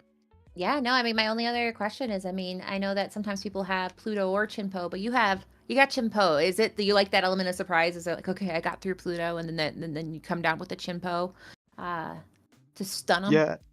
Yeah. I mean, this is Justin's list from his 10K win in the SSG, which I think like this late into set 7 has become the definitive Kiwi list, of whatever you want to call it. Because yeah, he's like the guy who made the deck and knows it the best. I think Chimpo is pretty good because, you're basically preying on finding Alice and Pluto, and if you don't find like Pluto, it kind of sometimes gets a bit messy. So just putting more bodyguards in there means you have a higher chance of getting it. And I think versus like Steel Song, with its if you're ahead on lore and you have a Chimpo that has ward, it's like a death sentence for them almost. I think in game 1 you watch like RJ. I think his best way in would have been a shift Cinderella. So I just play the cannons on the little one, because I'm like, I just basically want to lock out you having any chance of answering this big Chimpo. He's really great. He's bad in some matchups, but really good into Steel Song. Okay, absolutely. I liked it a lot. It was a nice little feature, and he worked with our Mulan riffs that we had there. But we're gonna bring in RJ, who didn't get it done this time. I'm certain you did not want to see the Kiwis coming your way. Tell me everything you love about the keyword of ward and why it's your favorite part of Disney Lorcana. RJ, first I also have to say congratulations on your world qualification in the vibes, and now you're back in Lorcana. Can you just talk about your deck and why you like ward so much? Yeah, so JDZ, at the start of this format, I actually I was quite the enjoyer of Blue Steel. Let's go. I played it with the 3-cost Aladdin to kind of flood out the allies. So I realized, this is a pretty tough matchup for Steel Songs. Going Alice on 3 into any bodyguard just kind of cooks. So it was definitely seeing that I was paired into Harlan. I was like, oh, well, I hope he's not on Kiwi, but he was. So game 1, I think in game 1 I probably made one misplay that I saw, where I probably should have challenged with the Smee and the Troubadour to take out one of the Alices, but I was already so far behind too. It was kind of hard to recover board with all the ward on the board. So, and of course, Harlan's a great player. He knows the deck inside and out, so he knows how to punish a Steel Song matchup, and he did very, very good on doing that. And then in game 3, I kept a Smee and a Pete, and threw back 5 and drew 3 big Robin Hoods, and it was not the way into a triple 1-drop off the rip. So it was just hard to kind of claw my way back. But yeah, it does happen. It does happen from time to time. But in that game too, I mean, you kind of got some things going your way. I think you hit. I love the deploy. Did you have a lot of trepidation of releasing that whole new world? I saw some thoughts going behind that. What was the thought process of with that whole new world turn, which ultimately led to you playing it, opposed to kind of just trying not to refill your opponent's hand? Yeah, I mean, in this matchup, like, Blue Steel's super low to the ground, right? So wheeling them never feels great. But sometimes you don't really have a choice. And I felt like I had enough board presence to where even if I did wheel, I could fight for board. It's something that I don't really like to do in this matchup. I really like to kind of lean on Rapunzel to kind of keep on refilling my own hand, because I know how easily Blue Steel can get starved, especially without, Haram. So, but it was one of those situations where I felt like the wheel was fine. I had enough board presence, and I didn't think it was going to be an issue. But yeah. Okay, it worked out. It worked out quite nice for you in that game. But then game number 3, like you said, the cards just didn't favor you, and Harlan hit the gas pedal, and that deck can play very well on the play. But I'm sorry, I got Katie here as well. Katie is a Steel Song player. Is there anything you noticed from your perspective from what RJ did, and anything he could have done, or how do you think it went? I think one of the greatest struggles right now for me as a Steel Song player is being like, okay, how many Cinderellas do I want to put in an aerial Sonic Warrior? Because the shift lines can be very fun to kind of throw off the math. So on your end, as you see, you had one Cinderella Stout-Hearted. So how did you land on that? And is it something where you kind of vacillate on what the right amount of top line shifts are? I'm gonna be honest with you. I haven't played a ton of Steel Songs. Most people know me for Red Purple. I've played a lot of Red Purple. I also played a lot of Blue Steel at the start of the set. But shout out to Habibi. It is Habibi's list, card for card. So I'm him. not the best. Yeah, I'm not the best person to answer that. I did play it at a set champs and lost in the finals, and the deck felt very smooth. But I was very busy last weekend with No I'm Not, with vibes and all that, so I didn't really have the time to sleeve up anything else. So we just ran it back with Habibi's list. And that's smart because honestly, the amount of nights I've spent being like, no, one less, one more. I mean, if you just bypass that and be like, Habibi, you worry about it. I'm not worried. That's the way to build Steel Song is let somebody else freak out. So Yeah, I mean, like this strategy. at the end of the day, Habibi's a very good Steel Song player. Yeah. So, and he has a ton of reps in the deck. So yeah. just copying and pasting Habibi isn't the worst thing in the world. So That is don't good tell him I perspective. said that though. Don't tell him I said that. Hey, I mean, you named your list yeah. Habibi, so That is true. Absolutely. That is true. I'm a notorious net decker, as they call it. People have a lot of anti-sentiments towards the net deckers, but I'm standing up for the net deckers, and there's nothing wrong with it. Okay, if you're a net decker, take it to the bank, just like RJ did. Didn't work out this time, RJ, but I'm certain, you know what I'm saying, if the things were different matchups, different draws, you know how it goes. But you didn't get it done this time. But you still have the opportunity to take the floor. We're going to wrap this thing up because we've got more ICL coming your way, and maybe the portal can get a dub in round number 2. So we'll kick it to you for your special shout outs or anything that you want to say at this time. The floor is yours. Yeah, so special shout out to the portal in Manchester, Connecticut, to my team, all great people. I'll shout out Habibi for his list, even though it didn't come through on this go round. Also, I recently just made a Twitter, so it's at the portal RJ. So I finally can post out for. I'll be going to One Piece Nats and trying to represent the Lorcana community in the Vibes TCG worlds with No I'm Not. So if you guys want to follow along, toss me a follow on there, and yeah, good luck the rest of the games, guys. Now you need to put all that away. Get back into the Lorcana, get back into the dojo, and lock all the way back into this Disney. Okay, all that other stuff, put it to the side. No one wants Give to me go to DLCs, JDC. Okay, Give me some DLCs. We're working on it, okay? I'm like, let's go. There's a man talking. Yeah, I'm also doing a giveaway on my Twitter too. Since I just made it, there's a giveaway. Go ahead, head on over and enter. And in I think it's 7 days, I'm doing a random spin to see who wins it. Let's go. Let's go. Right. I like a little giveaway. I might participate in that myself. Maybe I can win. But with that, we're going to pass it on over to Harlan Sweet, who stayed up late to come out here and represent the SLTC in the ICCL. Harlan, baby, check him out on YouTube. Any shout outs you want to give, the floor is yours. Shout out to the SLTC. Just to begin with, they're been like my Lorcana family, I guess. Because it's just that thing, I don't think I'm an amazing player, but when you're sort of backed by really good people, you get so much knowledge and wisdom that you can perform well. And Kiwi Birds is a deck that doesn't seem to pop up that often, but whenever I get to play it, it seems to do all right for me and I get to win. So very grateful for that. And for Justin, who first envisioned it and all the nights we spent sort of playing it together. And shout out to Ali as well, who's probably trying to sleep right now, but is waking up by me doing this interview. So thank you very much for letting me. She's been active in the chat, so she's awake and excited. So bless her. And the only things I got coming up, just the YouTube channel, set 8's out. We're doing more things on there. Probably keep pushing Kiwi as far as it can do. And I'll be at the UK Games Expo next weekend if anyone's going there and wants to say hello. Let's go. Let's Yeah, go. I love that you and Jack Shadow make this deck look like, yeah, yeah. Why aren't we all playing this? You play it like, okay, they're really good because it's not a deck that plays itself, but it is cool to see that you guys have found a way to make it a deck that people can't forget. They have to keep it on top of their mind.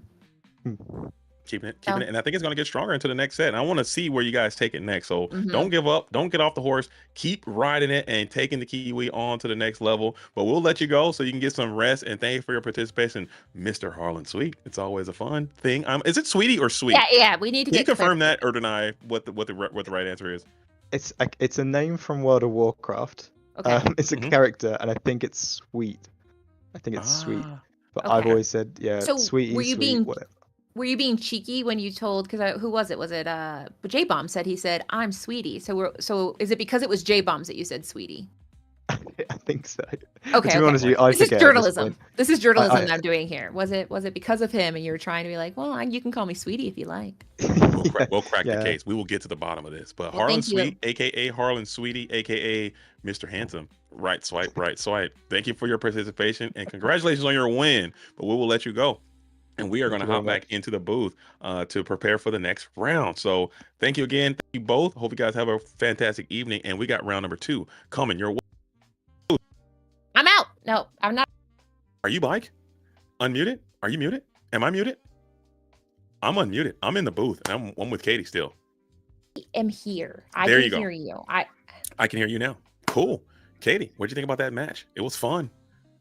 It With- was, and it's hard because Steel Song, I love to see it do well, but Steel Song, sometimes you just get trapped, and Ward is a great way to make that deck just stumble. It runs out of all its cool stuff. So love to see Steel Song, but when I see it lose, I'm like, yeah, sometimes it is hard to play that deck, and I feel better about myself. So I'm not gonna lie, Katie. I do like it when Steel Song loses. I think we all win.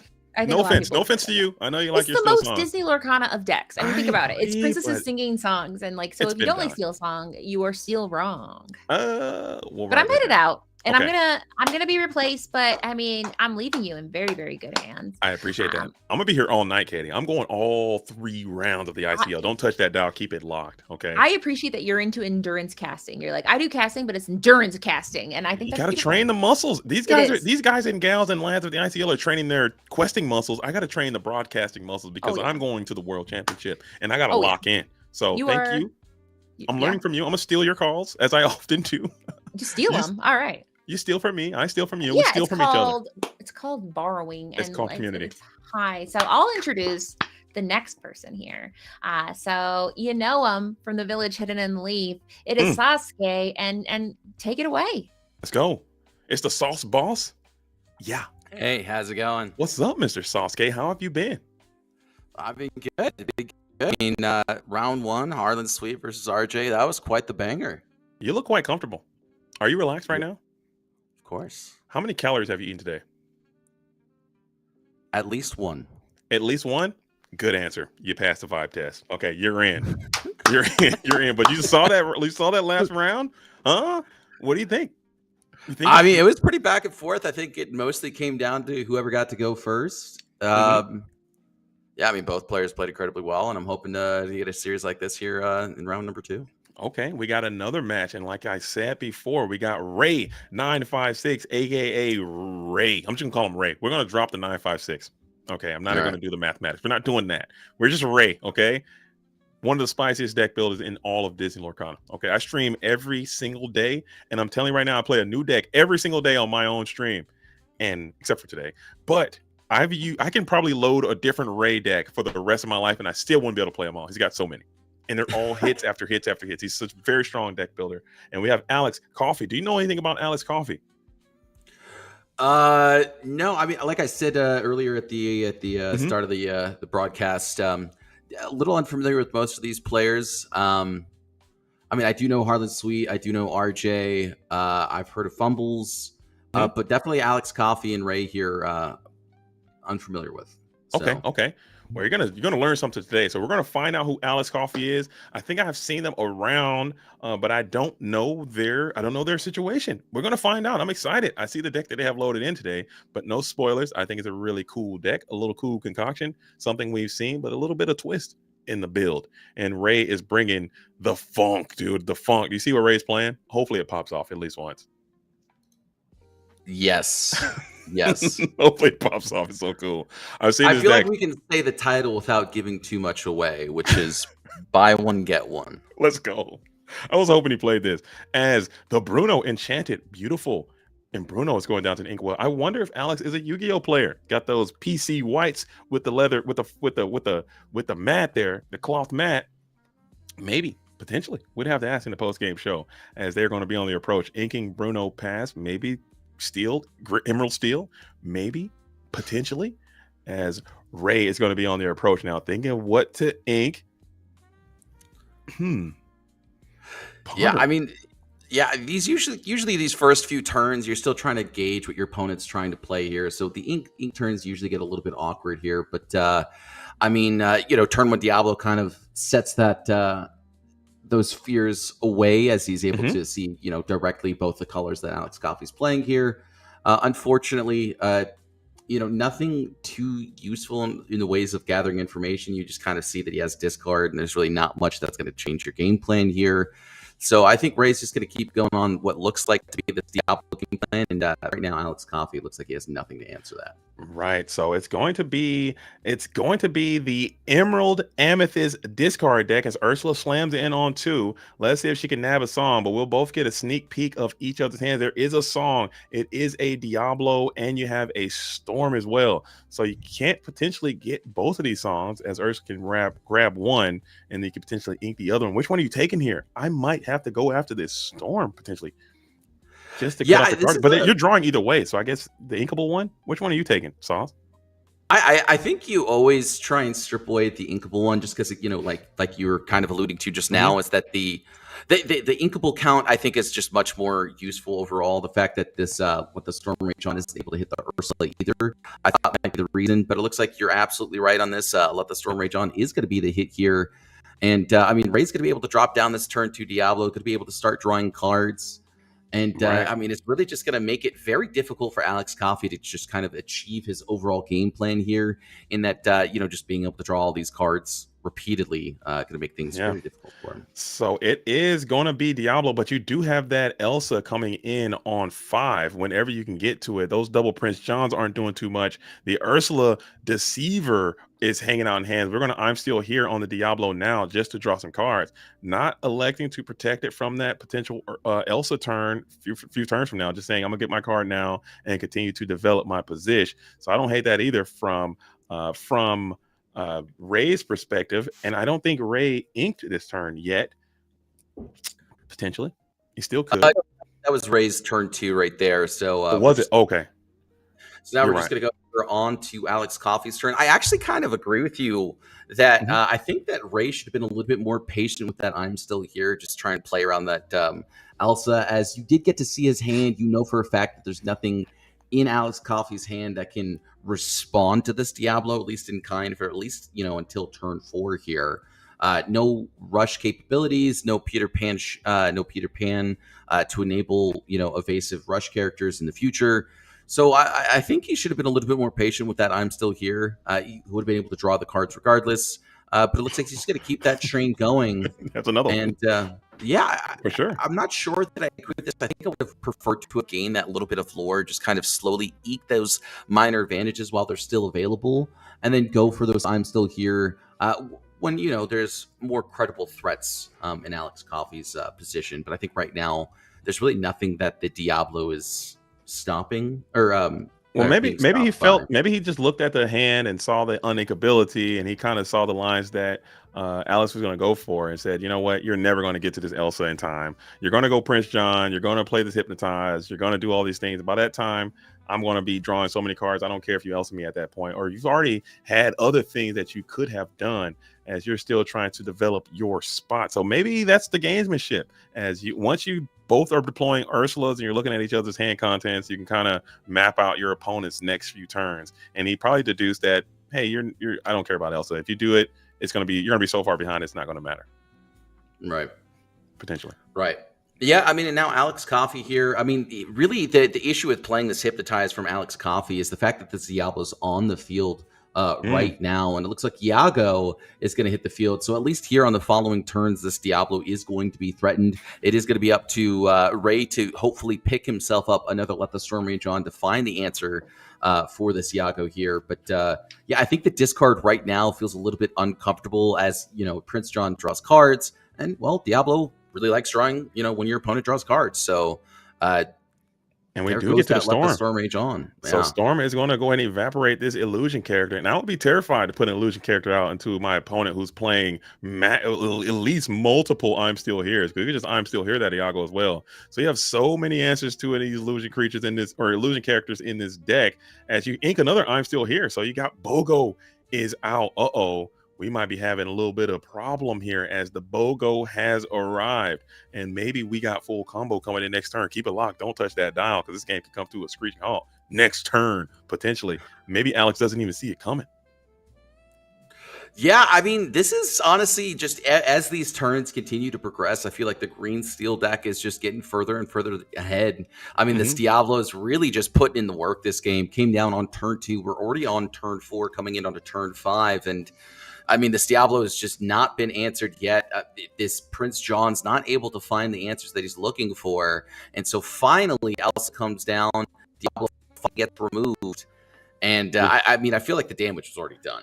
Yeah, if we go full combo here next turn, this game is literally almost in an unwinnable state. We're going into this terrifying 5-ink, very powerful curve. You guys don't know what could happen. We saw that there was a Return of Hercules, and we're just going to play a beast. Okay, so we will send 1 damage to all characters in play, which I'm taking that. If I am Coffee, I'm loving to see that come in, because that freaking Return of Hercules into the Prince John, and what are we even talking about? Your board's gone, and you're in shambles with this evasive 3-quester in play. Man. Yeah, I mean, really, that's kind of like been the big combo here with BOGO, right? Is Prince John plus BOGO, and Prince Philip. We got. I saw Prince. Yeah, Prince Philip. That's his name. Yeah, I was literally looking right at Prince John as that's I said what that it was. too, so it didn't help. Me too. Too many princes, man. Let's get 2 princes. Princess Neil B for you. Never, whatever. We'll work on that in the karaoke hour in the post game show. Stay tuned. Keep it locked. Don't touch that dot. As we finally are able to play the Hypnotize, now that the Diablo is going to be banished, so you are going to get full value from your Prince John, and you got the Hypnotize deployed. You do have this very threatening beast is up and undamaged, so he's going to be able to continue to draw cards as well. Another engine online, 1 down, 1 back. And this is one of the struggles here with Amethyst Emerald here, right? Is the fact that you don't actually have any direct ways to answer a lot of these big characters here. I mean, he does manage to find himself. Thankfully, we don't talk about Bruno, so he's going to be able to at least return it to hand and then be able to draw himself another card here with this Prince John. Hits that Hercules that you were talking about here. And I mean, honestly, I feel like if I'm Ray, I'm not too disappointed with this overall. I'm going to be able to play that beast again on the following turn, get rid of that Prince John, whittle down this Elsa and this Ursula just that much further, and really just continue to develop my game plan here. So it's really going to be up to Alex to try and stave off this aggression that Ray's been able to put onto the board and find a way back into this game. Because I think right now is that if this game continues, it's definitely Ray's games to lose. For sure. I would concur with that completely, but we do have another duplicate of Prince John. We saw that was in hand earlier. So you will probably lose this Prince John as the beast is redeployed next turn, and you'll put some damage on this Ursula so she wasn't even able to quest. Is there a way that you can get 2 Floodborns played this turn? Maybe you can ink and go double Diablo and just kind of clear a lot of utility off the board. You just don't have it.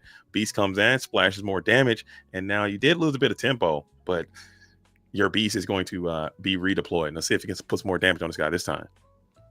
Yeah, and I mean, Alex Coffey just down to 2 cards in hand, which makes things just that much more difficult here. I mean, I do know that second Prince John was able to hit the field here, but Ray also on 2 cards is going to be able to get himself at least another additional card here, unless, specifically a second, we don't talk about played. We do know that Alex inked 1 on turn 1, so he's going to have to be able to find a 3rd one at that. It's going to be fairly difficult to find the answers here that he's looking for. So another Hercules is going to be discarded here. I think Ray's just kind of sitting on a bunch of junk cards in hand, really just to protect himself from these discard outlets in these sudden chills. And we don't talk about Bruno's. So it was actually quite nice to get that other Prince John off the board, because that would have been a nice little healthy draw too. So you're just leaving that draw one, not the worst thing in the world. Looking at your nice little 2-card spread that you just have there and thinking about what you got to do. Is it ever clear this? Or we're going to go for the Bruno again. Bruno so he on that finds beast. himself a third Bruno. That is incredibly lucky here for Alex Coffey. I mean, really just the saving grace for himself here. And he's got a 50% chance at stripping away this beast. And it looks And he like that hits is the going to be the beast. hit. Look at that. If that beast did not get hit there, or if we cannot clear this Chief Bogo and we could top another Floodborn character, you can clear 3 characters off this board next turn, which who cares about a Prince Philip? You just need a Floodborn of any variety, as Prince John's going to go ahead and quest freely as well. I think that's a pretty risky quest. You're going to lose this Prince John, as Ursula can clear it no problem. And now Reyes just needs a Floodborn. Can you get it? Are you good enough? And you are. Diablo is going to come in and just blast 3 characters off the board. Ooh, strong. Yeah. Chief Bogo just putting in work. Oh, and look at that. Just enough to clear the genie. And this is a very, very good position for Ray now, who has this Diablo up. Chief Bogo exerted. I think you just have a few cards left in hand. You've gone through a ton of discard, and another genie comes in. Genie's great here to check this Diablo as well on the crackback as Peter Pan. What a rebuild. I like that tempo swing. Looks like Chief Bogo finally going to be sent to the banish pile too. I mean, what an amazing set of top decks here from Alex Coffey. Just the double genies into that Peter Pan finally. I mean, it is a little bit late, but he is at least going to be able to answer this Diablo here on the following turn.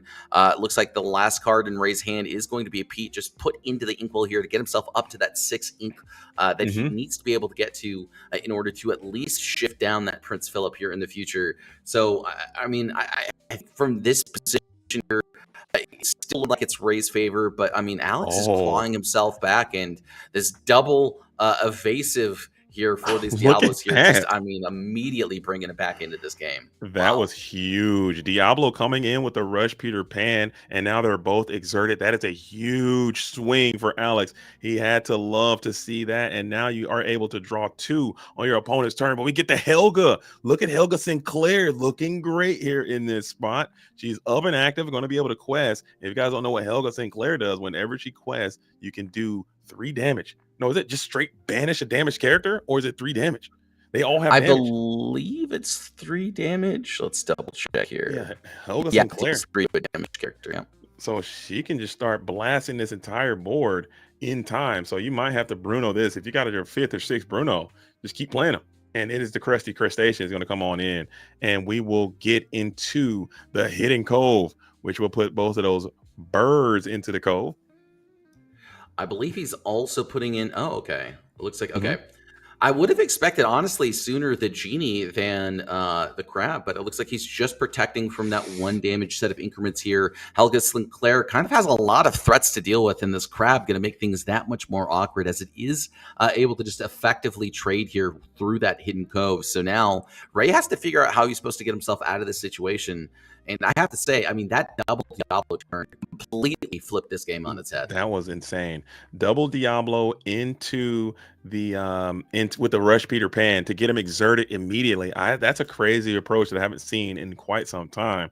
The rush Peter Pan giving evasive all rush, and then they're able to challenge for 1, only splashing 1 damage back, and then they're able to immediately get exerted for that draw. So it's almost like shifting, but it didn't work. It's almost like shifting, but but not necessarily, because they come in exerted.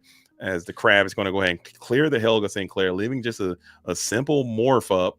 This is looking quite Jover. Another Diablo comes in, and your need to get to the top deck shift Prince Philip to even think about coming back and having a chance, because you can clear both of those Diablos here. Well, actually one of them, and at least the genie as well. Yeah, and I mean, it feels like this game is just all but over at this point. Really just coming down to that double Diablo turn, just really completely shifting this game on the head. And I mean, Alex was at least able to keep, on parity in terms of lore. And the fact that he's just been able to pull ahead here in these last couple of turns, really just showcasing how much lore pressure this deck is able to put on. Really just kind of like on the flip of a coin here. Yeah. As it felt like he was in 1 card in hand. managed to, find himself that Diablo, drops down 2 Diablos, and then all of a sudden this game just completely shifted. And now, Yeah. I mean, he's got what looks like a nearly 10 lore lead, on top of the fact that he's just completely stripping away all of Ray's potential options here to get back into this game. And Yeah. I mean, just like that, this game just feels like it's over. Yeah, this one's cooked. I think we're going to be going into a game number 2. I don't know what you can top deck. Maybe a top deck shift Tinkerbell could potentially get you back into the fight in some way, and you just could not get to it. As we're going to go right on to Scoopville, as Ray didn't get the units required. Alex played quite nice, like you said. That freaking those Diablo turns, double rush in, changed the game, and not getting to the combo. I think if you'd had that turn when you played that beast, you'd love to go return to Hercules into the Prince Philip there, and I think you can't lose from that spot. So being able to outray the Ray, as Color's Law has alluded to in the chat, shout out to Color's Law, outraying the Ray is very rare that happens, as he rolls high, and it just came up snake eyes that time. You roll the dice too many times. What do you think about that match? What do you think Ray needs to do in order to combat? You're going to be on the play this time. So I think what Ray needs to do here is what we were talking about there in game number 1, which was just really being a little bit more patient with those I'm still here's. He really just used both of them prior to turn 4. I guess he was trying to dig for some sort of answers here, but I think he's especially if you have a couple of them, just play a little bit more patiently with them. Wait for those kind of pivotal turns. In that there's that turn 5 Elsa that comes down. So on your turn 4, just be a little bit more patient with that, because I think if he still managed to hold on to that Diablo, he would have had maybe 1 or 2 more cards extra and might have been able to do something else that he wasn't, because he lost that Diablo that turn. Mm-hmm. So that's really the only thing I could think of. Other than that, I really like Ray's matchup overall. I think Green Steel does a great job into purple, into Amethyst Emerald. Emerald Steel does great into those, into that color pairing. Just because, a lot of really efficiently costed removal spells in those Let the Storm Rage On, Strength of a Raging Fire, as well as those Along Came Zeus's. So as long as he's able to utilize those cards in effect here against Alex Coffey's illusions, as well as his low willpower characters, I think he'll be able to take the game here, turn to game number 2 and bring us to a game 3. And this is not your typical Emerald Steel deck, that Ray is playing. This is a full-on combo deck. If you guys don't know, you got Chief Bogo, who is a facilitator to the combo. He comes in on 4. You have Return of Hercules, comes in on 5. You play Return of Hercules, you play Prince Philip, and then the way that the bag works, you'll be able to deploy Prince Philip's ability to its full effect. Even the character that comes into play will get a damage due to Chief Bogo and will be banished. So that's how the combo works. And when it pops off, it is absolutely devastating, because typically you're going to be clearing the entire board and 1 card from the hand if they elect to resolve that ability. So this is, and it catches people by surprise, because a lot of people are not, they'll see you play Diablo on 1 and they will make assumptions. And then those assumptions typically come up snake eyes when Prince Philip is riding the horse on into victory. So it didn't happen that time. Maybe we'll see it pop off this time in round number 2 as we get immediately shift Diablo. I like that. A little bit of tenacity on the shift. So, I mean, we got to see what he's discarding here. And it looks like it is going to be a Let the Storm Rage On. He's still going to sing a song here. It's going to be the second Let the Storm Rage On. Going to be able to strip away that Diablo and just keep Alex off of his own Diablo, should he be able to find it, although we did not see it in his opening hand. Oops, inking the wrong card there. They do got to look the same. Inking the I'm still here, leaving Diablo up and active. I can't remember what was in Alex's hand, but maybe you don't have the answer to Diablo. Typically, it's going to come in the form of that Iago or maybe the Elsa, the 5th Spirit, but you're so far away from that, especially going on the draw. We're going to take Ursula, sneak peek, and you are going to hit another song. So Ursula doing quite well in this matchup, hitting songs. Ursula Deceiver, Morph, and the Chief Bogo are going to be in hand. What do you play on 3? Is it still Ursula? Maybe. Yeah, I think so, just because it's, efficiently cost here. Really nothing else to do on that turn regardless. I mean, you could play the Morph, but it feels kind of lackluster, especially because you have no shift targets. And I feel like you're more likely to draw into at least another song rather than a Floodborn.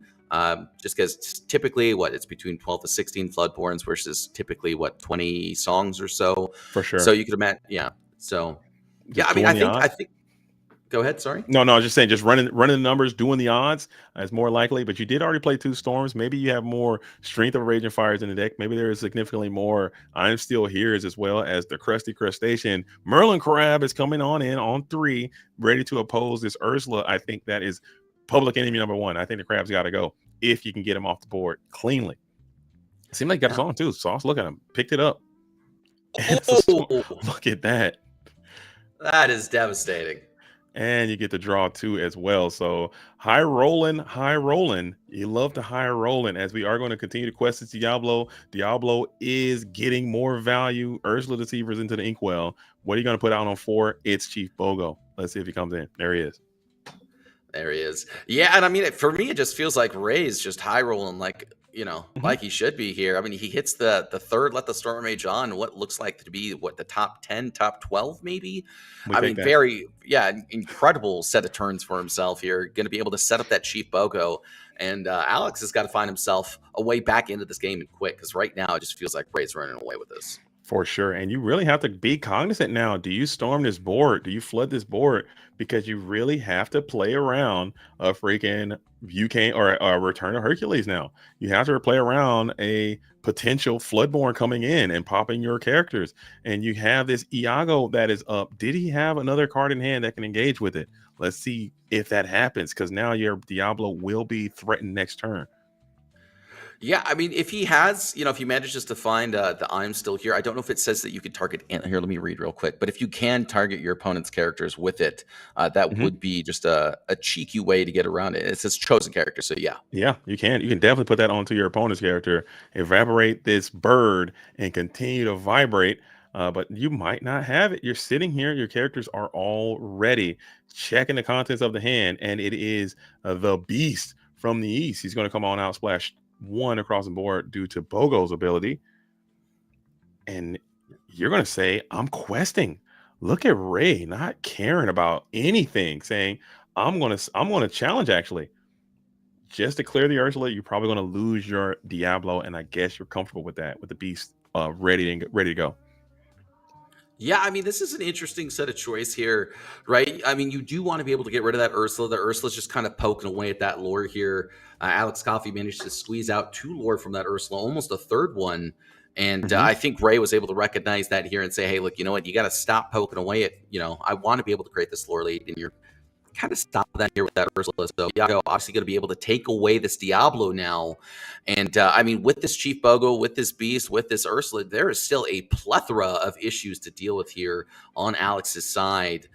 So this Hypnotize is going to be able to come down, strip away at least 1 card out of Ray's hand here, be able to find himself another set of cards as Alex Coffey.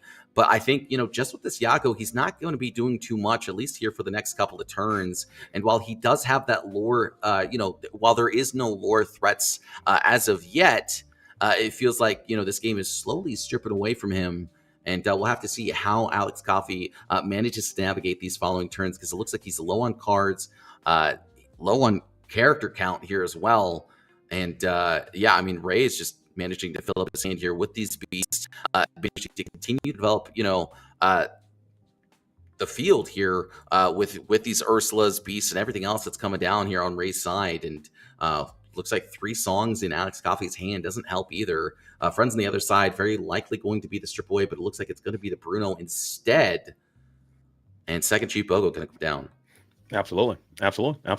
So this is looking all aces. And I think I'd agree with you. I'd probably get rid of that Friends, but you're probably trying to protect your Beast. You got a nice little draw engine set up, and you really don't care if you're going to give your opponent 2 more cards, as you're unable to quest in the face of this pretty bulky Iago. He's still quite strong. He is quite damaged, but you look at your hand, you have some more Floodborn characters that can play in the following turns, to maybe you can just continue to add characters to the board and remove this Iago naturally. So I think that's what Ray is leaning on, building a whiteboard in the process as Hardcast Friend comes in. This is looking much better for Ray. Still, we haven't seen him be able to execute the full combo. I want to see it all pop off at least one time, as we're going to play one of the last things in a triple Friend turn. Yeah, I mean, 3 friends, that means +3 onto the hand count here. So he went from 1 card to what looks like now is going to be 4 cards in hand. Managed to find himself 6 new cards. Obviously, one of them, or a couple of them potentially could have been the friends on the other side as well. So, I mean, Alex Coffey really just manages to find himself like back into this game, at least a little bit here. The friends on the other side really just refilling his hand. It looks like he was at 2 cards in hand because now he's at 5. That was actually a vibe, as Ursula is going to find a song and remove both of these characters. Now you can openly, freely quest. You do have to be fearful of a potential. Oh, look at that! Clarabelle is going to come on in. You just drew all those cards, and she's just loving that. Ba da ba ba ba. Huge quest coming in for Ray, and you'll be able to take advantage of your opponent playing 19 friends on the other side. You're going to completely refill your hand as well. How many cards is Ray holding on to? I think he was holding on to 1, so he's going to be able to refill himself at least 4 new cards here, on top of the fact that that beast managed to draw him an additional card. So 5 cards in total on the turn. I mean, this is everything you could have asked for and more, really, with that Clarabelle top deck. And this is probably why Ray didn't take the friends. He's like, okay, you draw, I'll set up this Clarabelle, and eventually we'll clear your board with the BOGO. We're questing all the glimmers, doing a little bit of arithmetic, mathematics, and then we'll get a little draw as well. Ray should be getting 1, 2, 3, 4. Dang, that's brutal. Yeah, this game might be over. Absolutely over. Yeah, I mean, just for the people in the chat here, just to give you an example of how powerful this Clarabelle is here. Finders Keepers is 5 ink to draw 3 cards. Clarabelle is 7 ink to draw 4 cards. Also get a 5/6. Also at quest for 2. Also, you can do it every turn. Yeah, just keep running your hand down, especially if you mix it with the Fishbone Quill or some ramping cards. Just keep running your hand down and just keep drawing Clarabelle every single time. So now you put your opponent in these awkward spots to where they have to try to put their hand down, just because you can keep putting your hand down and adding more cards and drawing more cards and catching up to them.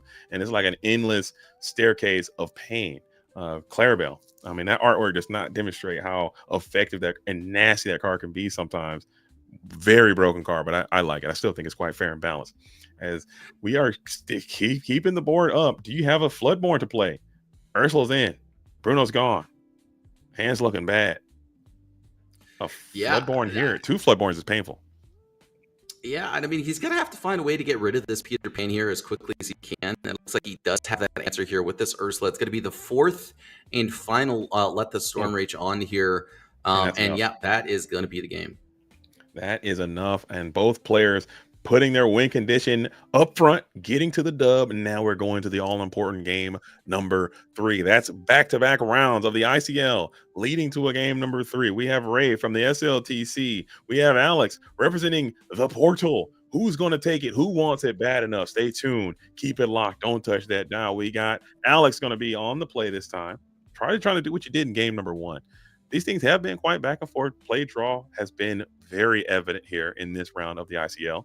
But what can Ray do? I'm asking you, Sauce, to try to close the gap a little bit and get the dub here on the draw. I think he just needs to do what he did here in game number 2. Obviously, he was on, he had the better curve because he was on the play here on game number 2.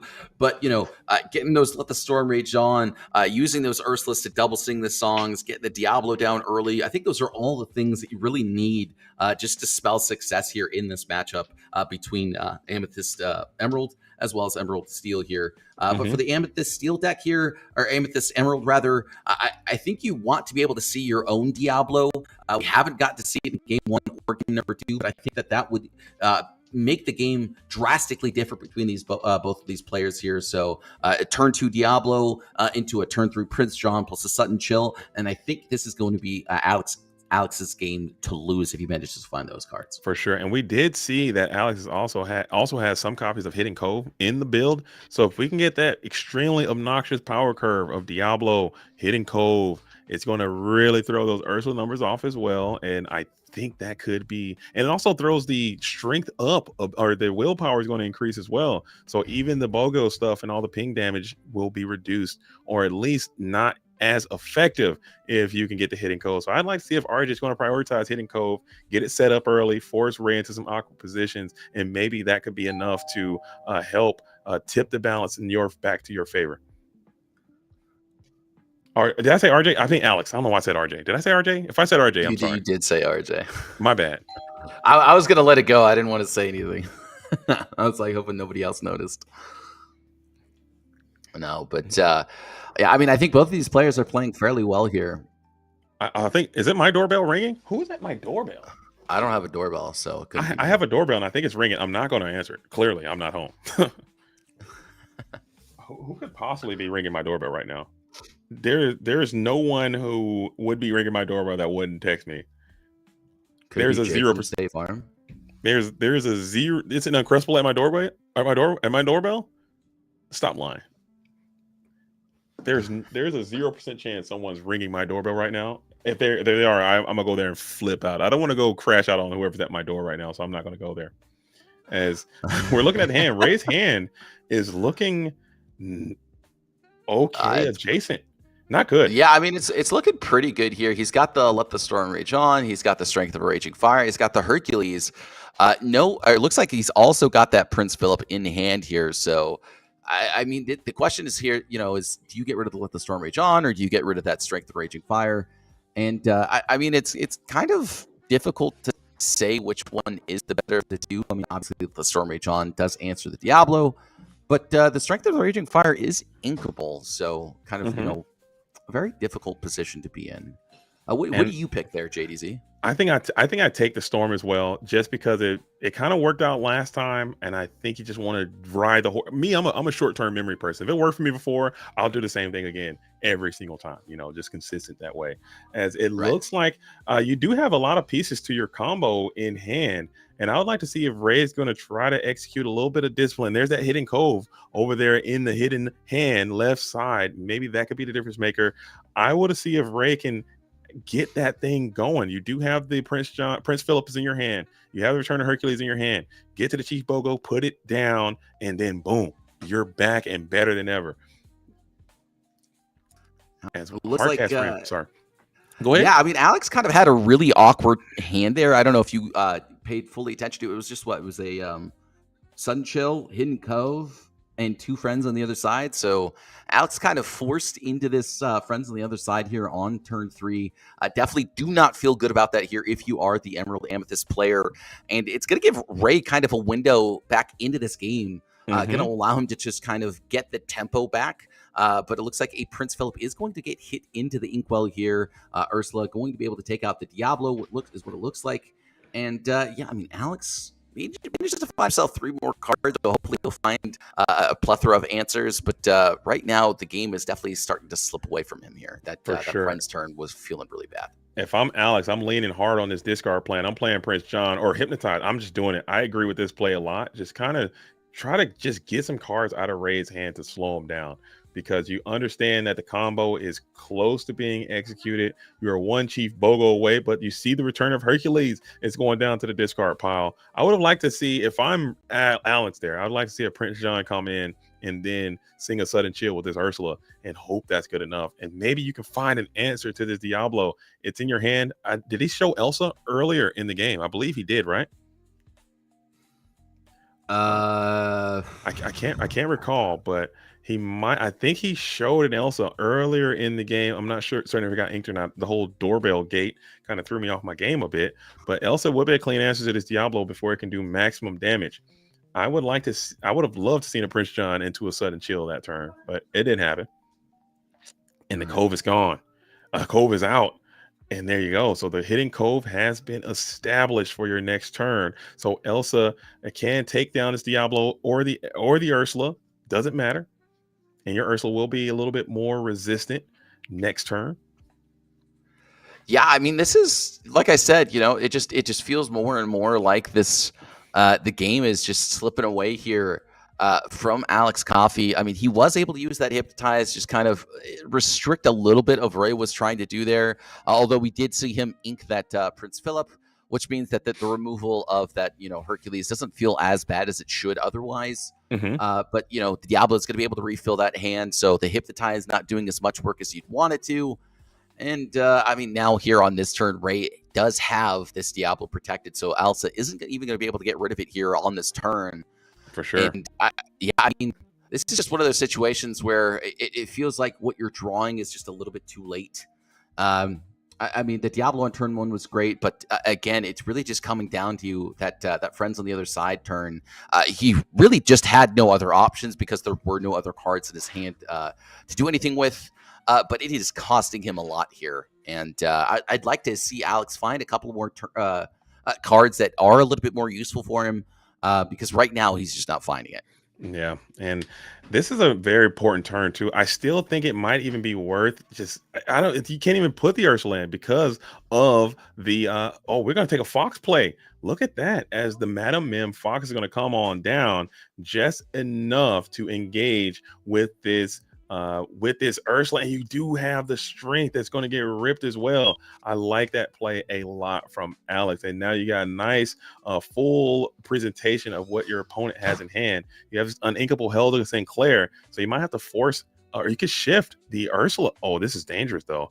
You might have to get this Fox out of here because you will lose it with this Helga Sinclair on the shift. Let's see what happens. I think you should shift 3, come in, shift quest, pop the Fox, and you're so back.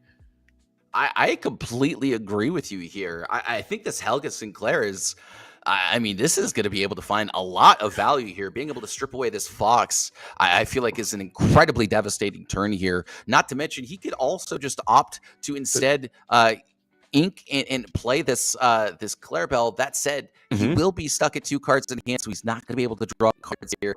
I do think that, like you stated, that Helga Sinclair could be able to find a lot of value. We're going for it. We're shift Clarabelle either way, and Clarabelle can go ahead and knock out the Hidden Cove. So that's a great line of play from Ray, who's saying like, hey, if you got the Elsa, you got the Elsa. You will put damage on that Elsa, and Helga can still come in that next turn. How many cards do you have in hand for Ray? Maybe you can get some drawn now. It looks like Alex is moving around 3 over there, and you got 1. So yeah, you're getting 2. Look at that. Oof. That's a great turn. 4, you have 4 in hand, and no 1 for Diablo as well. So wow, right. Dynamic turn for Ray. So I do like that line of play. You did get that troublesome Hidden Cove off the board. You still have this Madam M Fox in. You'd hate to see a crap because you can potentially lose your Clarabelle. You'd hate to see anything else that can maybe ping some damage, or what's that? Supervise? Not supervise. Yeah. Improvise. That's the 1 one. mana, +1 strength. Draw. Is it +1 or +2? I think it's 1. Let me double check. I think improvises might be +2. +2 on a Fox here would be. I think it might be +1. No, it's 1. Yeah, is it 1? Okay. Yeah. Is it supervised, Maddie? It's not supervised. It's improvised, man. Help me out. We're learning. It's improvised. It's improvised. This is why we train. I'm training as well. Help me, help you, help us. As Peter Pan is going to easily come in and TKO the Diablo before he can do maximum damage. And now, do you make the decision? Do you send both of these glimmers into this Clarabelle and say whatever? I think you can here because this Clarabelle doesn't get removed. She takes 5 damage, but she's got 6 willpower. So yeah, that's not even. Oh my bad. I'm thinking of where we play the improvised. Oh, we got Diablo. Send Diablo in too. Let's all get loose, huh? Send the Diablo into the Clarabelle. Let's send everybody in. No, we won't. I mean, Alex Coffey has managed to navigate this game beautifully here. While this Clarabelle is on field, I mean, he definitely has full control of the board. And Ray just kind of sacrificed, getting rid of this Fox to just kind of gain control of the field overall and allow himself to get a couple of new grips of cards here. But I think that actually might be coming back to bite him here, as this Fox is still difficult to deal with. Diablo's now on the field. Peter Pan is now on the field. And there's no way to deal with these evasives aside from this bug that he just developed. And I don't think there's a two cost Floodborn that you can possibly play, but this thing is getting quite long in the tooth, as it looks like Clarabelle is piping up to sing something potentially, or just quest. No, we're going to challenge the Ursula, putting 1 damage onto the Clarabelle there. So you can go for Helga Sinclair next turn and do 1 damage across the board, which still won't be enough to clear everyone, as Genie Wish Fulfilled is going to come on in. He'll add another card to the hand, and there it is. It is the compromise. It's going to be deployed, drawing a card, and then give Fox enough strength to clear. I know that was my joke. I was every word that it could be: compromise, supervise, improvise. Terrorize, dude. It's there. Improvised stocks going through the roof. That improvised did terrorize that Clarabelle. It worked. You know, 'cause the plan came together. I mean, that's why you have it in the deck, as Diablo is going to quest along with Peter Pan, Shadowfinder, both characters evasive. The whole board is evasive. And Ray is back against the wall. You need a Tinkerbell here. Do you have it? There she is. Oh, man, she's looking good. That splash, across the board. Once was starting to develop into a scary board in that 4 lore per turn was going to be fairly difficult to deal with here. But now all of a sudden, Alex Coffey just stripped away from pretty much his entire field. This Tinkerbell could be able to survive. And I believe that Helga Sinclair is still floating in the hand somewhere. I don't think she got discarded, or you can't ink her. She is uninkable, so she can come in next turn as well, as the crustacean is going to come on down and just finally rid the world of this Chief Bogo. He's got a Chief Bogo. we gotta get rid of him. I think that's a heads up maneuver coming in from Alex, who recognized how potentially harsh that could be, as another one is just going to spawn in just like he drew it up, as Tinkerbell will quest again. It's no Ray understanding the position is going to cost you a lot. He's managing to eke himself back into this game here. Alex Coffey managed to develop such an amazing lore lead just passively with these evasives. And Ray, clawing himself back into this game, was able to quest for 2 with that Chief Bogo on the prior turn, able to quest for another 2 here with this Tinkerbell. And if he has another Tinkerbell waiting in the woodworks here, it's going to be very difficult for Alex on these coming turns. Elsa is going to come down. Elsa's huge. This Chief Bogo is not long for this world. And so now Alex kind of has to decide how he wants to navigate the rest of this turn. But you have to think about it, because you would have to clear the Chief Bogo. You're gonna have to send at least the Elsa and the Crab into the Bogo. He is a 2/4.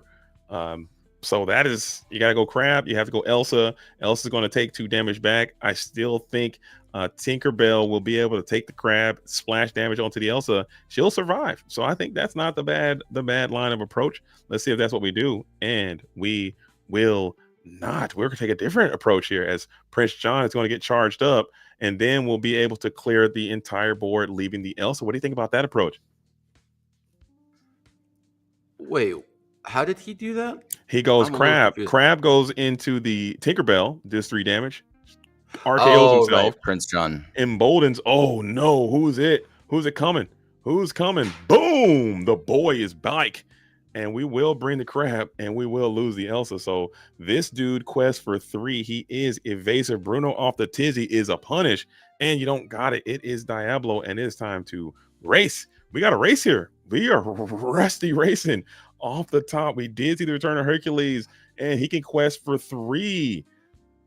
Look at that. 3 characters versus 1 man on a horse. Who you got? Yeah, you got to remember, Prince Philip is evasive. He is evasive. And Tinkerbell, very difficult character to interact with. And Tinkerbell is able to take off 2 lore off the board for 2 cards. I think at this point in the game, you will take that exchange. But Bruno still is quite powerful. Even if you miss this Prince Philip, putting him back in hand, you're going to have to do some more shenanigans to get this guy onto the board, as we are going to quest freely with the crustacean. We got Fox, who's going to base boost, rush. Who are you challenging? Stop it. That guy's evasive. Put him back in your hand, as Ray is clearly pointing that out. You got to learn these cards. I'm having to struggle with it myself. Prince Philip is evasive. You hate to see it. Prince Philip is one of those cards that you never see, and when it hits a field, you never expect it to come down. It's just one of those cards that's so fringe, but when it's played against you, it just always gets you. It really does, and it's. I think that's really where the advantage of this card lies. There are cards like that exist in any card game where the deck is fringe enough to where you're not playing around it, but when you see it. Games 2 and 3, you have to play around it for the rest of the time. But for some reason, it's so fringe that even in games 2 and 3, you forget that the combo exists. And I feel like that's what happened right just now. For sure. And you are going to bring out the Diablo, who can engage with Prince Philip with the known Crab, even though Prince Philip's stats are bulky enough that you can go. You can get him. You can go. So you go Crab into the Diablo. No, it's only a 2. It's a 5, and it's still not going to be enough, as Prince Philip is going to be ready to freely quest for another 3. Helga Sinclair is back at it again, and it looks like you got a decision to make. Are you quest this Tinkerbell gang Probably not, I'm thinking, because you want to keep her body around just in case you need to challenge another one of these non-evasive characters. Potentially still could. I don't know. Would you quest this tank here? That's what I was thinking about here, actually, is it's a pretty tough decision, right? Because you do kind of want it to last, but it does shorten down this clock here, potentially by an entire turn. So that does force Alex to interact here with this Tinkerbell as well as this Prince Philip. Obviously, he wants to deal with the Philip first. The Tinkerbell obviously being the easier of the two to interact with. So he's kind of stuck between a rock and a hard place, and he's got to figure out something quick because Diablo and Madam Fox is not going to be able to answer this quick enough. Yeah, that's a two-prong approach. That's another technique that a lot of these players use. You present two very powerful and potent threats, and you know that they have one answer, and you give them this Sophie's choice of what they have to choose. As you could base boost this Diablo, he will go up to 5. I don't know if that'll be enough to get through this Prince Philip. I believe he's a 6'6", I want to say, in the stat line. So we got to improvise. We are going to charge up the Diablo. It seems like we're going to take this Prince Philip approach, potentially, as we do have the ability to go crab into Diablo. And whenever I see a Diablo challenging, I feel like I'm going to be in a comfortable spot. And Diablo will make that favorable exchange, getting the Prince Philip off. Hey, yo. And then what are we doing? Are we going to just quest? Ooh. I don't like the quest here from Alex. I think this is a mistake. I concur, because now you're about to lose your crab and your fox for nothing here, as Helga Sinclair can splash damage onto the crab, and Ray can finish it out with the Helga quest. I did not enjoy that challenge or that quest at all. And that might be something coming in from Alex. Maybe he just does not know what these cards do. And that's something about playing these obscure cards in your deck. Your opponent may not be fully well versed on what they are capable of. And I think had he thought about that a little bit longer, maybe he never quest that fox. Just keeps him up and hopes for something better to come in that next turn, as another Prince Philip is going to be in the hand, comfortably waiting. Yeah. And it looks like that Tinkerbell finally going to be dealt with here, but Helga going to be able to get rid of that Elsa. And actually, well, he's just got 4 lore on the board, so it looks like that is going to be the game here. And I mean, this was a very back and forth set of games here for both of these players. And yeah, I mean, Ray obviously just getting the better edge of this. I think that the deck was favored overall, as the steel removal very efficient in a lot of these Amethyst and Emerald cards, and very well played here from Ray. I concur, but let's go ahead and mute ourselves here in the booth. Been able to wipe your board. Gentlemen, Hello. gentlemen. We have Ray, we have Alex. I love that match. I love them all. But whenever I see Ray getting the opportunity to demonstrate some spice and having it kind of pop off and have some success, I'm always going to be lit for that. So Ray, go ahead, take the floor. Tell us about this deck. I've seen how you built this deck. I know the backstory behind it, but the Illumineers here at the ICL may not know what I know. So can you just talk about this deck? Talk about the combo, talk about how consistent it can be, and some of the shortfalls, and how it's been performing for you for set 7. Yeah, so this deck, the combo is basically you Chief Bogo, Return of Hercules, and then you bring out the Prince Philip, which Ed would call the Rekeki. In Yu-Gi-Oh terms, it would be one-sided board wipe. So what made this deck very powerful and I enjoyed playing was you have the early green steel shell to really put a lot of pressure, because you have to answer to the Diablo shift, the Ursula 3, and then Morph is actually the most scary card in this deck, because it can be Pete, Prince Philip, Beast, or it can become a Diablo or Tinkerbell. So it has many ways to really put pressure on the opponent. And then this being a combo that normally hard to answer for most decks, you can just steal away and win the game.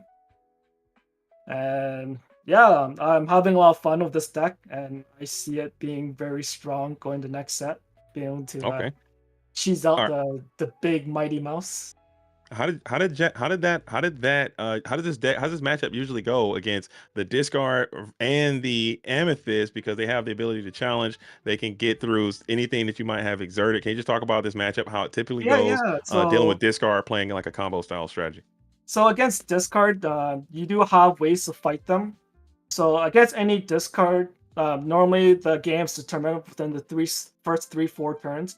Whoever has the Diablo shift and who can control the board, and from there you have a stronger mid and top end to really stop your opponent from coming back into the game. And into Amethyst decks that normally just like the card draw, the key winning card is actually Clarabelle, which we have seen done a lot of work through me for 3-4 cards and multiple games.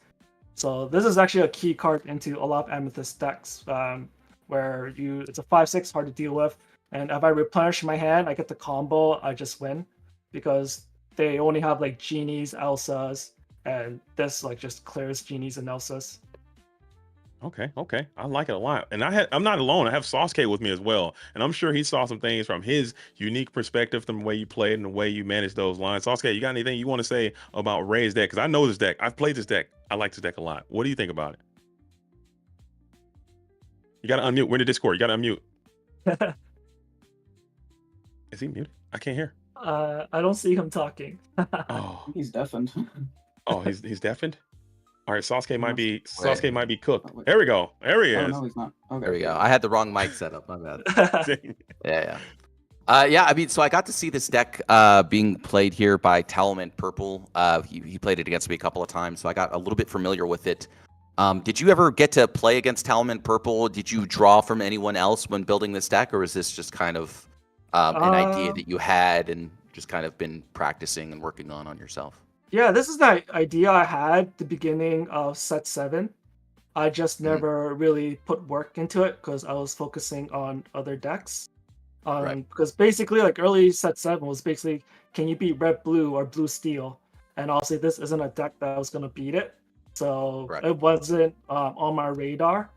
But with the Hiram ban and the direction of where the meta was going, where it's just green steel and amber steel dominating, this was like the perfect game plan because you're slightly favored into green steel, and this has the ability to claw back and blow up amber steel as well. Okay.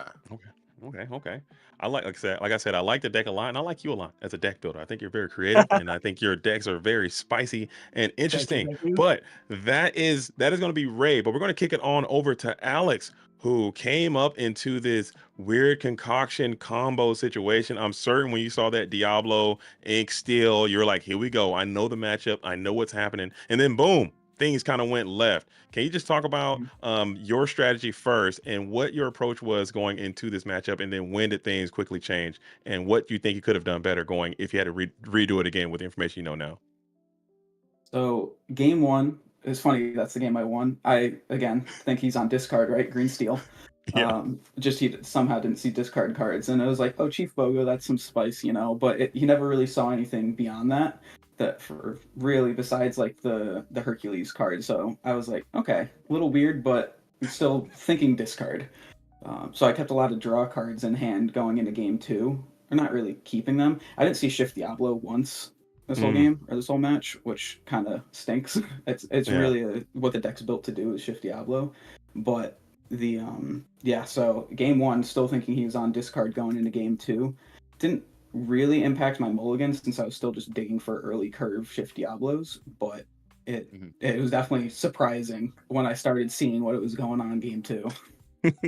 once the cat got out of the bag, man, it was just like, okay, we got these Bogos, we got this hero stuff comes on. I saw you had to do some reads and some things happen there. Can you just talk? Were there some those cards? Have you seen those cards before? You got Helga Sinclair, you got Prince Philip. Is those cards that are in your how many testing reps did you get into this matchup before you absolutely 0. As you saw, like even I tried to challenge the 9 cost with the Fox because I thought he had ward, not evasive. I got him confused with the other one that lowers his Robin cost Hood? to the Robin Hood. I got him confused because I've never played against him. Right. And there's some benefits to that, but I do like your deck a lot. Can you just talk about how it's been performing for you for set 7? That deck came out the gates quite strong. This discard Emerald Amethyst strategy. Is it still quite good in the meta? What do you think about this deck? What are some weaknesses and strength of this deck that you brought here? It's definitely good. I just played in the 2K at Hartford in the SCG and I got top 4, so I played very well there. Oh wow! But Yeah, going into this matchup, I was like that, not expecting it. Lots of board wipes, but into most things, I mean, it has a good matchup across the board, right? Like you have discard and you have good early game and good removal tools, so it'll beat practically anything. As long as you have a decent hand, I feel like it gives me the room to outplay my opponent too. It gives a lot of good choices, even early game, like what 3 drops you go for and what lines. So it definitely gives a lot of room for like player expression. Okay. Yeah, like I those mean, kind of to things. your point, in game number 1, I mean, the game was looking pretty much done and dusted from my perspective, looking at it. And then all of a sudden, I think you had exactly two Diablos in hand, or maybe you had a third card in hand, but you dropped down 2 Diablos with Peter Pan on the field, drew two cards, and then the game completely flipped on its head from that point. And you managed to just steal the game 1 from nowhere. Yeah. So that was the So reason I just never to like your point, challenged the yeah. Diablo. Sorry, that was the reason I never challenged the Ursula, was because once I got that, I didn't have the Diablos early, but I was like drawing into them like around like turn 3, 4, or 5, that and the Peter Pan. So when I was seeing them, if I don't challenge the Ursula and I stick the Peter Pan, like you saw, I just get 2 exerted Diablos right out of the gate. And that's power. I think that is a turn that you really, really take advantage of. Getting those things in, exert it with only 1 damage. Very rare that comes up. But I thought the match was incredible. I thought both of you guys played quite well. I enjoyed this matchup. I don't think I've ever seen this matchup personally in all my time here at the ICL. So I enjoy both of you bringing your own unique takes on unique strategies, and it's always going to be a good time. But unfortunately, it didn't work out for you this time, Alex. Maybe next time. I'm certain I think you're a very talented player just based on what I've seen. But maybe next time you don't run into the Helga Sinclair Chief Bogo Yeah. deck, and you might, Right. it might work out a little Maybe. bit better for you next time. But while we got you here, man, you got the floor is yours. Any special shout outs you want to give? Any thanks or anything you want to plug? Go ahead. The floor is yours. Take it away. Yeah, shout out to the Portal, the team. Shout out to RJ coming over here. He had to drive almost like a half hour, 45 minutes just to get over here just to play tonight. So shout out to him. Dedication. Oh, yeah. Shout out to Zach. He'll be coming up next. Him and I went to pretty much all the events this weekend and the past couple of weekends together. So did a lot of good testing there. And yeah. Okay. Any vibing out? No, I have not been vibing out. I've been Thank playing goodness. strictly Lorcana. Thank you. Alex, spread the word to the rest of your squad. Get the vibes out of here. Okay, we're done with vibes. Don't worry, Zach and I are on the same page. Okay, We can much all love. go to our group and they can go play vibes. Thank you. Okay. All right, we're gonna kick it over to Ray. Okay, Ray. Again, you know I'm one of your biggest fans. Okay, I'll always be a Ray stan. Same here. All right. You're my biggest All right. fan You as know I well. like the spice. I like the Perfect decks. costume. I'm glad you brought the BOGO out today, and it showed up and it represented itself well. But we'll kick it to you. The floor is yours. Any shout outs you want to give, Mr. Ray? And let's talk to him. I just want to shout out to my local East Side Lorcana, my Toronto crew, and also shout out to my SLTC boys. Love you guys, and yeah, and also shout out to you guys who's running it. You know, you guys casting and hosting this awesome stream for us every week. Of course.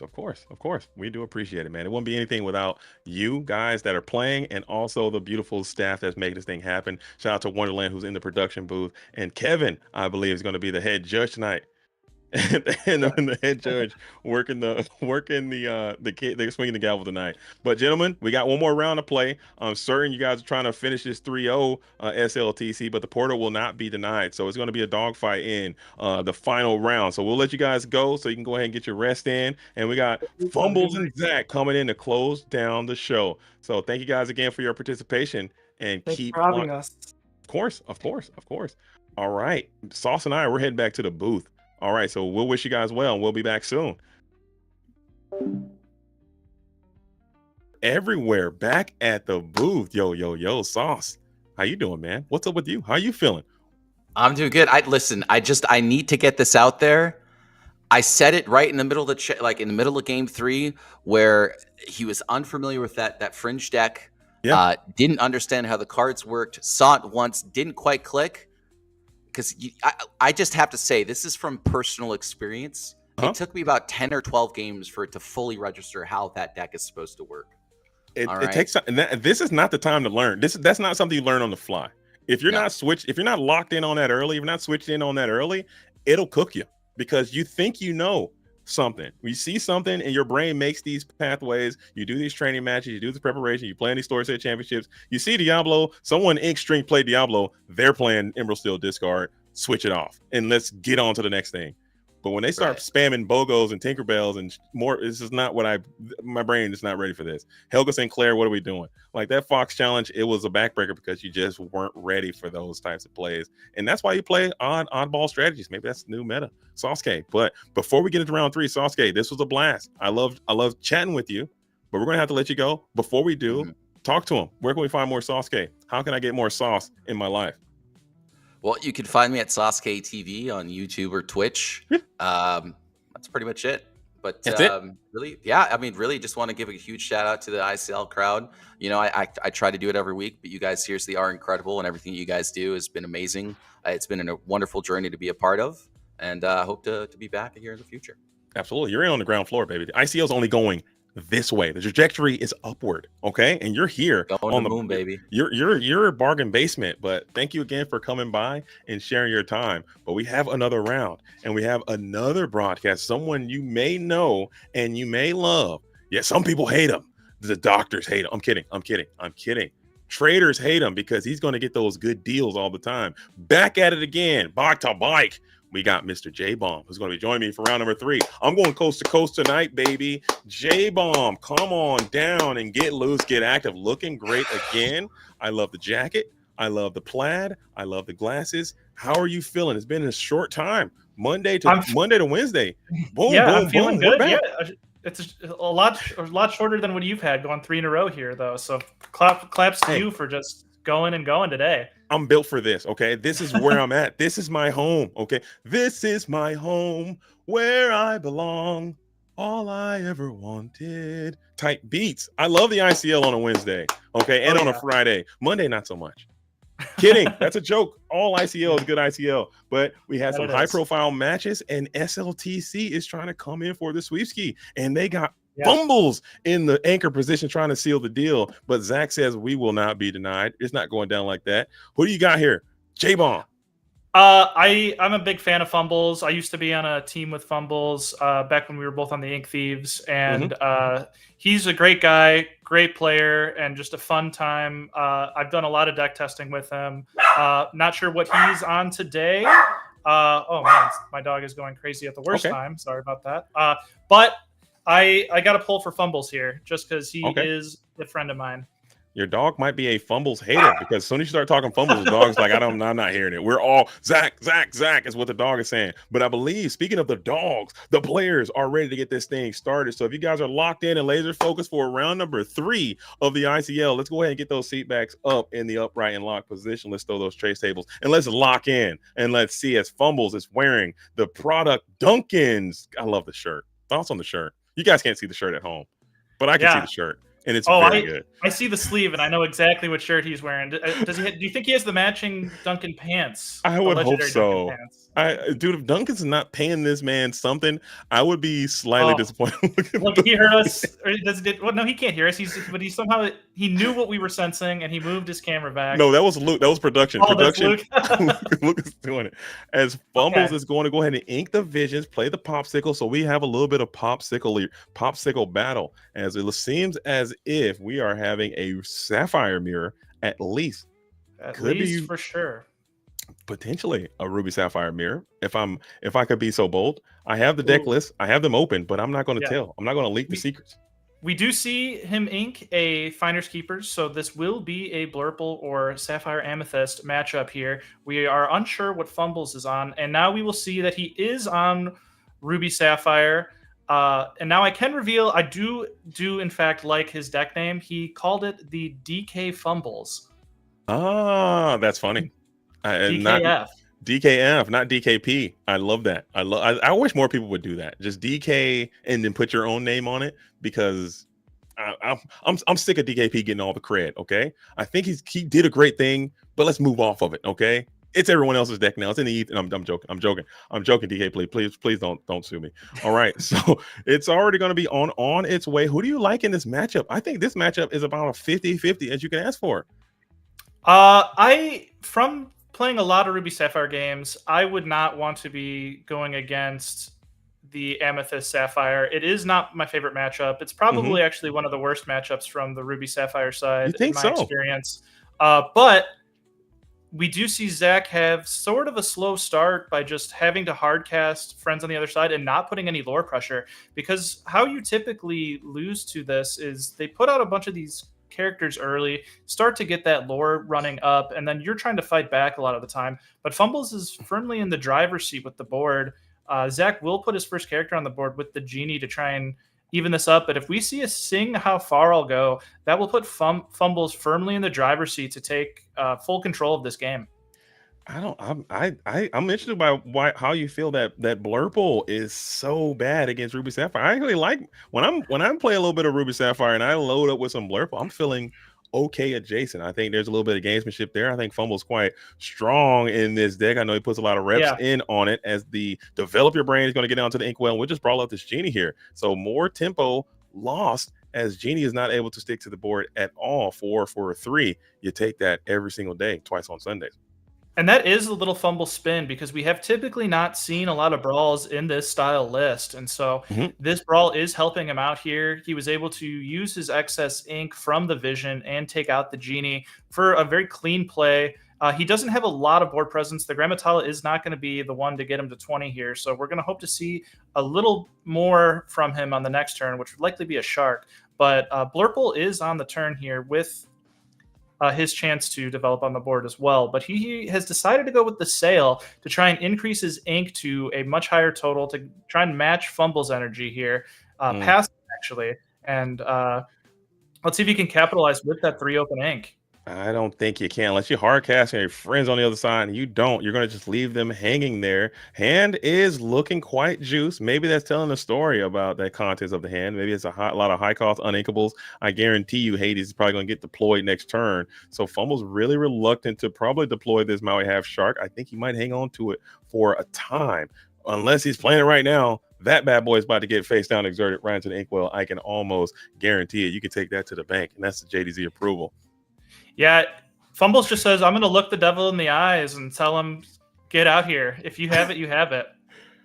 Oh, he definitely has it. There's a ton of cards in hand. Look at that. It's a whole biblioteca over there in the hand contents as the Iago is going down to the Inkwell, and there is the Infernal Schemer. Fumbles put that thing into the Inkwell so fast. He knew it was coming. I mean, he had to have known that that was going to be a part of this reality as the Grandma Tala is going to be ready. She's been on the board for quite some time, and maybe you got another one. And back to Mike, Shark Attack. Do you have double Hades? Double Hades, I'm scooping. It is unfortunate that Fumbles has not seen How Far I'll Go, especially after Visioning. He would be liking to sing those turn after turn. And so this Tala has not gotten the value he would like at it. But hopefully he can dodge the second Hades and have this Shark just put the board presence out. Because the Shark is how you're going to stay into this game. Blurple's doing exactly what he wants to do. Have cards in hand, keep his opponent to a low lore total. How he's going to win this game is keeping his opponent in the early game below 12 lore so he can't get into that Shark, Burn, Pirate's Life range. And that'll be something that Fumbles is probably trying to look forward to, getting maximum value out of this Maui Half Shark. And the second Hades is the backbreaker. So double Shark, double Inkwell before they can do any damage. And now this Hades is pretty free and clear to quest, but you have to be very cognizant of exerting that Hades in the name of Maui Hero to All. You know he's coming. And that's another JDZ guarantee. Maui is inbound onto this Hades. He's like a seeker missile all the way from the beginning of the game. Maui slamming into Hades, clearing that bad boy quite easily. Let's see if that's something that happens here. And there he is, right on time. Maui Heroes right all. on cue. Clearing the Hades. Yep. And of course, we always take the heal when we can. That's a lesson that a lot of people won't do. Just take the heals when you can. 90% of the time, it's the right thing to do, especially when you're playing the Tamatoas to bring the popsicles back. But a lot of times people will forget and they'll lose free card advantage from getting those heals off. They make a huge difference. I agree wholeheartedly, as we are going to bring this genie out to continue to draw another card. And Zach is doing a very good job of keeping the hand just full. He's got a very healthy hand. So I think Fumbles might need to, you are losing the board a little bit, but you might have to take a turn off to go for a Tamatoa play to kind of refill, to keep up with this energy that Zach has. This goat is looking quite dynamic. The Hades Infernal Schemer is looking vulnerable. You cannot quest. You have to pass. Check down. Yeah, the Maui is going to keep the Hades in check, which is going to allow him to stall a little bit from being forced to play his Be Prepared if he has one. And he finally draws the Hafaralgo. And interestingly, he does sing with the Maui. He could have also chosen to sing with the Tala, but he values having that Tala on board for later to either quest or sing.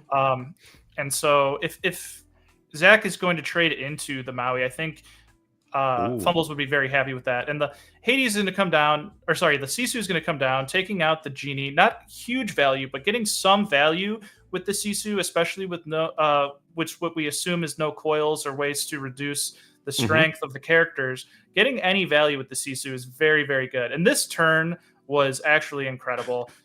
Being able to double sing the Hafars, play a Sisu, and now you're in the driver's seat with this board, and you've already seen Zach go through 2 Hades, so this Sisu is going to be a quite cumbersome annoyance for Zach. Absolutely. And just questing for 3 at a minimum. And with this Maui up, at a certain point, you might have to just slam this goat into this Maui just to get it off of the field of play, to open yourself up to quest again. Because just like that, you had a nice whiteboard. You've now since been outflanked. You have this little Tipo. You have the Grandma Tala. You might be able to just clear 2 of those characters now to kind of try to rein in this board a little bit, as goat is going to go into the Tipo. I like that play a lot better, actually, and now force this Maui to engage with someone, and you can bounce the Hades back to your hand. I like that play a lot. Good clapback. Do you crash here? I think I do crash here because you always have the How Far I'll Go Sing looming large, as we saw there, and I do like Zachary's play there. He decided to become the mayor of Value Town and just clear out what he could with the goat up trading, the Hades up trading, and then taking that Hades back to hand is good value.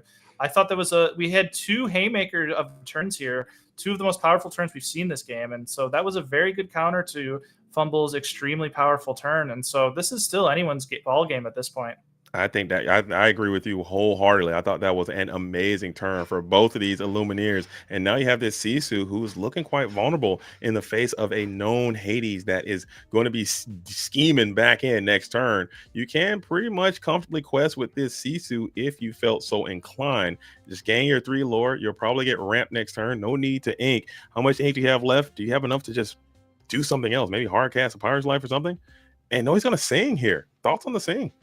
I really like the singing because this is going to put us to what I like to call the Ed ink, which is 12 ink, where we're able to. Oh, he did hardcast it. He hardcast. I thought he was singing there. It looked like he was getting a sing on the way he put the card on top of the Sisu, as Hades does come down almost immediately to put that Sisu away. Still up and ready, kicking it back on over to a simple Maui who's exerted. Now, what is Fumbles going to do? You have that Be Prepared double mana turn.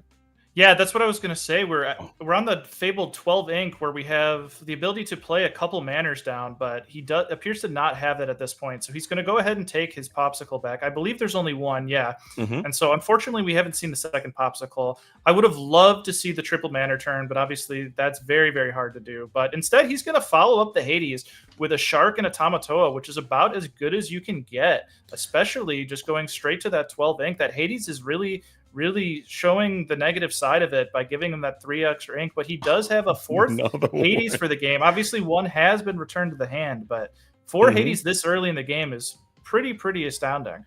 I think that I would love to hear Fumbles' commentary on this. Actually, I would like to patch in to hear what he's saying about the way this game is going, because Fumbles has some of the best commentary that I I bet there's a little bit of rage happening there coming in from Fumbles' perspective. Just 100%. I agree. I'm sure there's going to be like a come on, man. We love. Come on. They always have it. They always have it. I'm sure it's probably going crazy right now because he's like, I went through 75 cards and I got 1 popsicle. You got to be kidding me. Come on, man. That's probably what's happening here. 4 Hades. Are you joking right now? No, I'm joking. But we have the popsicle. This is a great turn again for fumbles. Both of these players are really going back and forth on each other as you are able to finally get to those double popsicle, but you have the hook instead, and you're just going to make someone evasive there. I like that. What do you think about that Maui fish hook? Do you play it in your Ruby Sapphire strategy?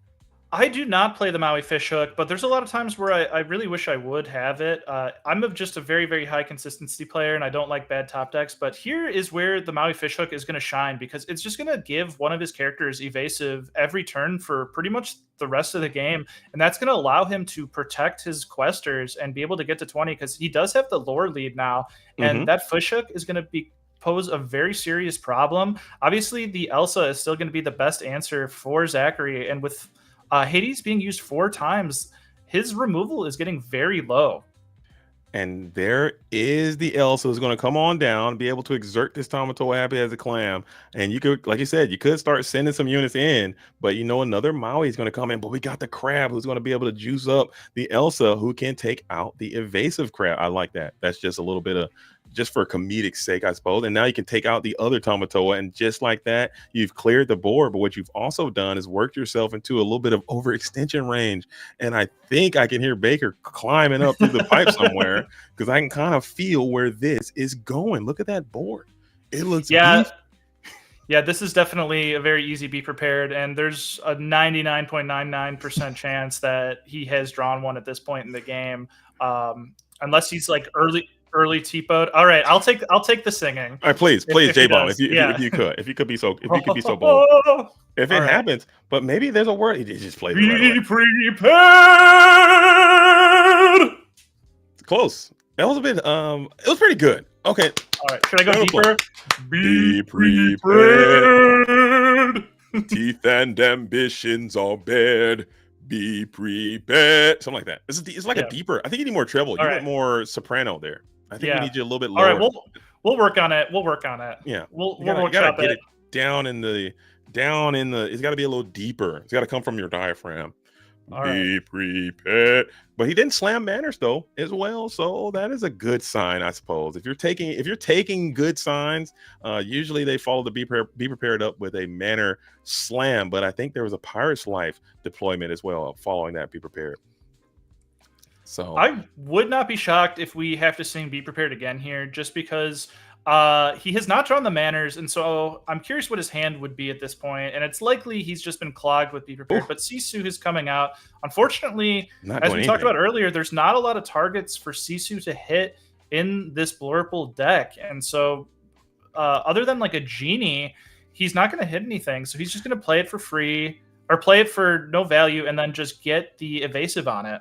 I think that I understand now why Sisu is becoming a $7 card, because this thing is hitting nothing in this set 7 meta outside of green steel. And Ember steel. It's not doing anything. Okay, it's just an 8-cost uninkable brick that it's just questing for 3 barely. Okay, get them out. Get Sisu all the way up out of here. $7 is probably too expensive for this thing. I would love to have a Medusa there. At least Medusa could have zapped this Bell, as we got Croquet Mallet is back at it again. Oh yeah.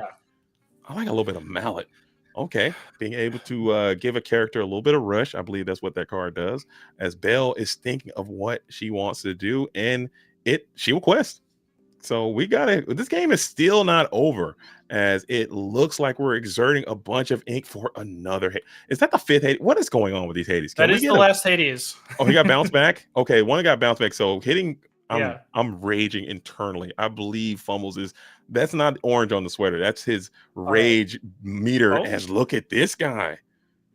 I was expecting a be prepared, but Scar is the next best thing, especially with 2 popsicles able to heal it. So he is not going to be able to full clear, but Scar versus Hades, I'm picking Scar 9 times out of 10 there, as when we're doing a 1v1 battle. So we are also going to play the Pirate's Life. We're inching closer. We have not seen a lot of questing this game consistently. It's just been a lot of just little pokes and prods, and so Fumbles is inching ever closer to 20, with being at 14 now. So he's just a Pirate's Life away from getting Lorthal, as you would say. Mm-hmm. And was that enough ink to deploy the fish hook? I think fish hook costs what, 2, right? Or it costs 2. Okay, so he did have enough to play it. And now Jafar is evasive, so that does play around. And Elsa, sort of, no, it doesn't. Elsa can still clear, but you will go trade these there. Finders Keepers. I think Fumbles is going to enjoy a little bit of down tempo, electing to play the Finders Keepers, drawing 3. Hand still looking quite beefy. I don't think maybe you can bounce this Hades if you got more bounce and redeploy. Yeah, I would like to see the bouncing of the Hades, because this is exactly what the game plan is on the Ruby Amethyst side, is just continuously bounce your Tremaines over and over, and do not let the Ruby Sapphire deck get a character on board and then force them into a situation where they can only win by burning. Now, Fumbles is at 13 lore, so he is in that range to start burning, but and we do see the bounce Hades, so right now, Zachary has a plethora of resources, a fully stocked hand, and Fumbles is sitting on 1 card in hand with a Scar. So Fumbles is going to need to have a Tamatoa right here, or he's going to be in some serious trouble. And even his manners are going to be very... Yeah, even his manners are going to be very weak too, because of the Croquet Mallet just sitting on board, just saying, hey, go ahead, play your McDuck Manor. I'm ready for you with everything. For sure. And it looks like you're going to go ahead and deploy 1. And do you have another? And it's going to be Sisu again. Look how sad these Sisus are. They are just the saddest thing. It can quest for 3, and you will present your opponent with a little bit of choices again. I think you might have to send this Hades into the Sisu, but Elsa is going to go ahead and hit the field of play and be able to exert the Sisu, who's just looking worse and worse every time I see this card. It looks so bad. I don't know why. Tremaine, money there. It looks bad in this one, but in the Emerald Steel and Amber Steel matchups, you're just like, every turn you're like, please give me Sisu. I want the Sisu. I need the Sisu. We are big fans of Sisu. For sure. We love Sisu and Gantu. Okay. But that would have been Sisu's been looking very poor in this. It's not designed for this matchup, and it is uninkable. So I guess you have to do what you have to do. Elsa comes down, and the decisions still need to be made. I think you probably should have just sent that Hades on in there, cracked this Croquet Melon, and got loose onto this manor. But what am I? What do I know? I don't know. As you decided to exert this Sisu, now you got to make something happen. Maybe there's a crab here. Crab's looking decent. Crab's looking very good. If I don't see a crab, I'm going to be wondering why we didn't Hades. So I'm going to let this turn play out. But Fumbles did do exactly what we wanted with his minimal resources. He put about as much pressure as he possibly could on the board. And while Fumbles is at 15 ink, Zachary is only at 9. So he could not do the Hades and another big move to capitalize. But at that 15 point, you really got to get that 3 off the board immediately. I think you can do that with the Fox quite cleanly, and you also can send 2 into the Scar and clear him as well. But now your Hades is looking quite foolish into the face of this McDuck Manor, because it's going to take him quite some time to get through it without some type of strength modulating effect. So even a crab would be quite slow, but you do have the crab now. So does this change anything? As you are going to be able to Croquet Mallet this crab, thoughts are going all around. And how do you do it? How do you solve the puzzle? Scar goes down. And we still have a charged up Fox. Who are you trying to plug the manor for 7? I'd like to see the Croquet Mallet with the crab, but I would have liked to go the other way. I think we could have I guess no, the crab does not have evasive, so it could not go into the Scar. So I think this is the best play that I don't like that at all, because now you put yourself into a Pirate's Life walk-off finish, and I just hate that for you if that's the reality. And he didn't get to it, but now you give yourself a couple more shots at it potentially. But I think you would have to get some ink as well. If you get a Pirate's Life here, quest Pirate's Life, you're going to be sick. Popsicle off the tizzy. Do you have it? We're putting 4, 5. It's a Maui. So you are going to be safe from the Pirate's Life. Mark safe from Pirate's Life walk-off, as you'll be able to clear the Fox. Would have loved to see the crab go down there.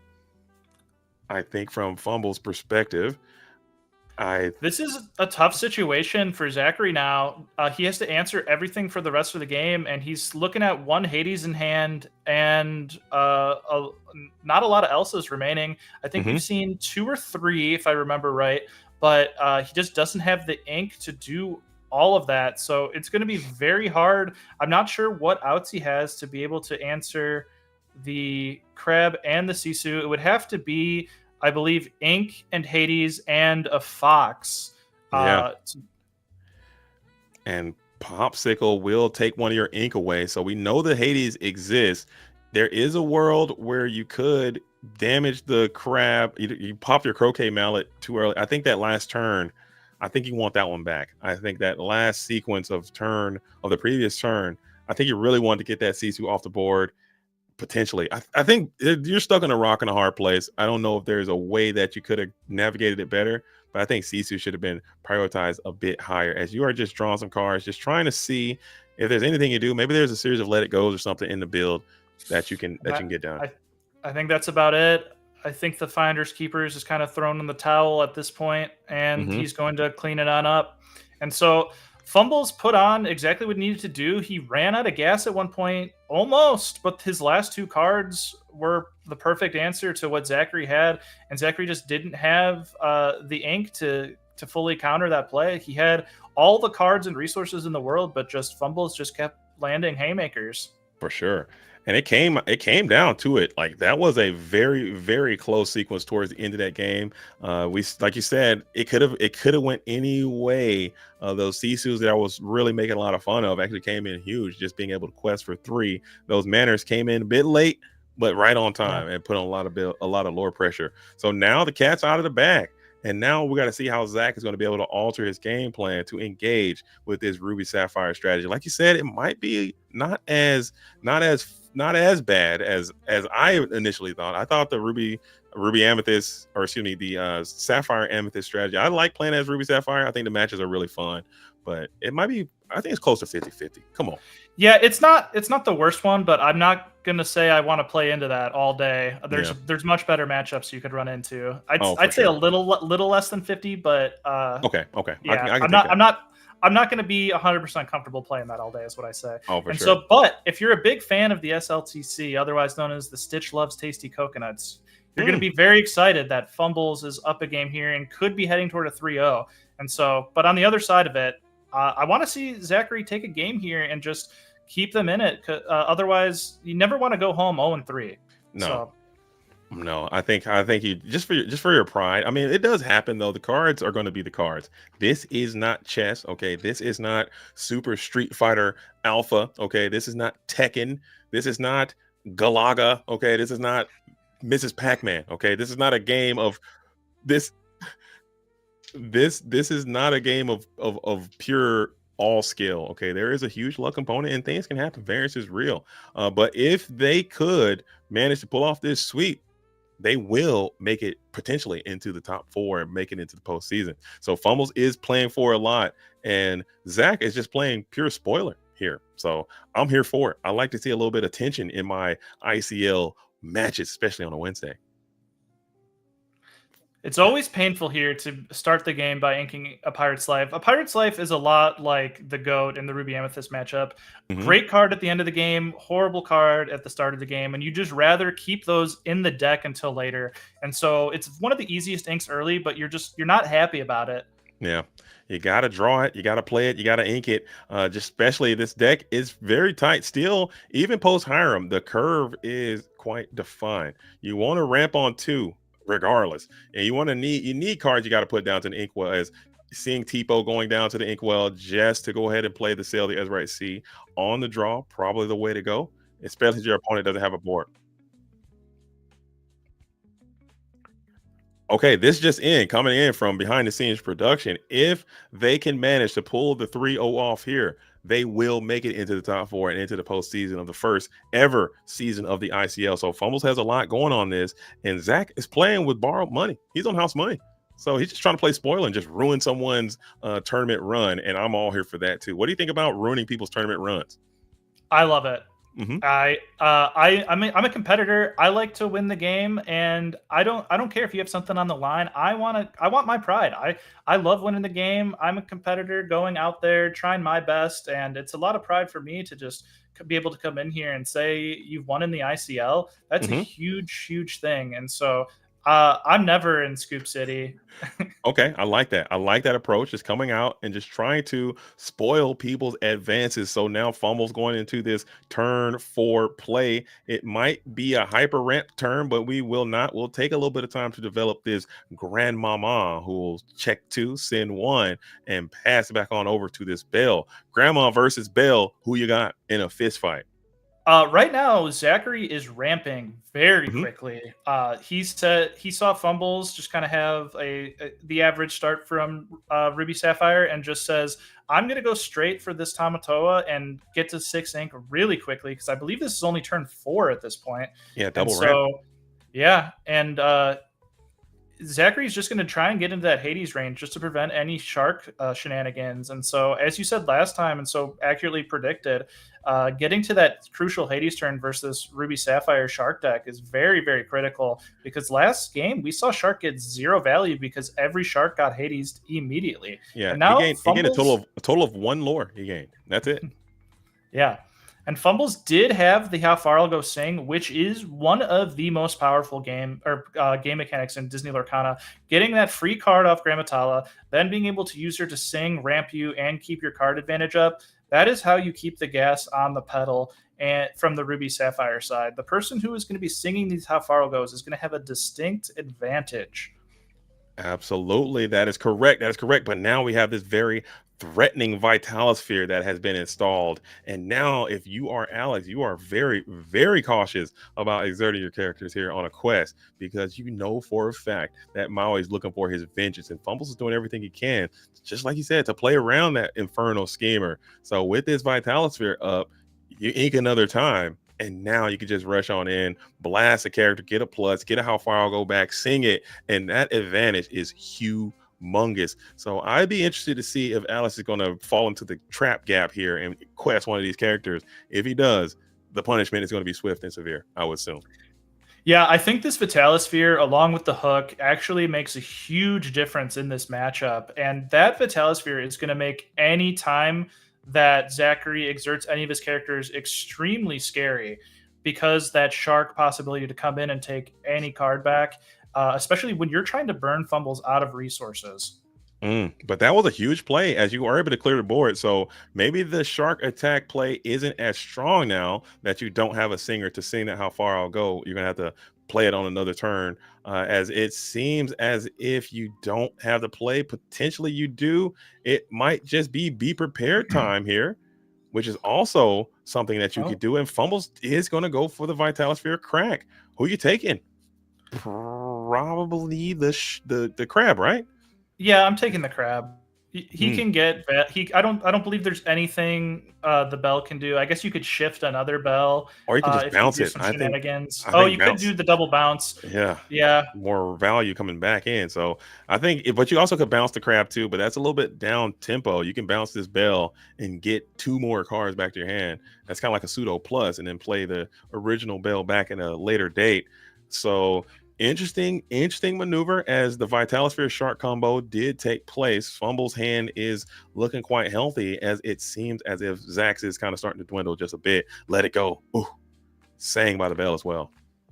Yeah, I think that choice of Tamatoa or Bell is 6 eggs in one hand, half a dozen in the other. And at the end of the day, it likely will not matter. But if we do see a bounce and a crazy Bell play, we can see the side effects of it. But as we see this Maui's going to come in, take out this Bell, and then we show that the decision between Tamatoa and Bell had no impact in this specific game.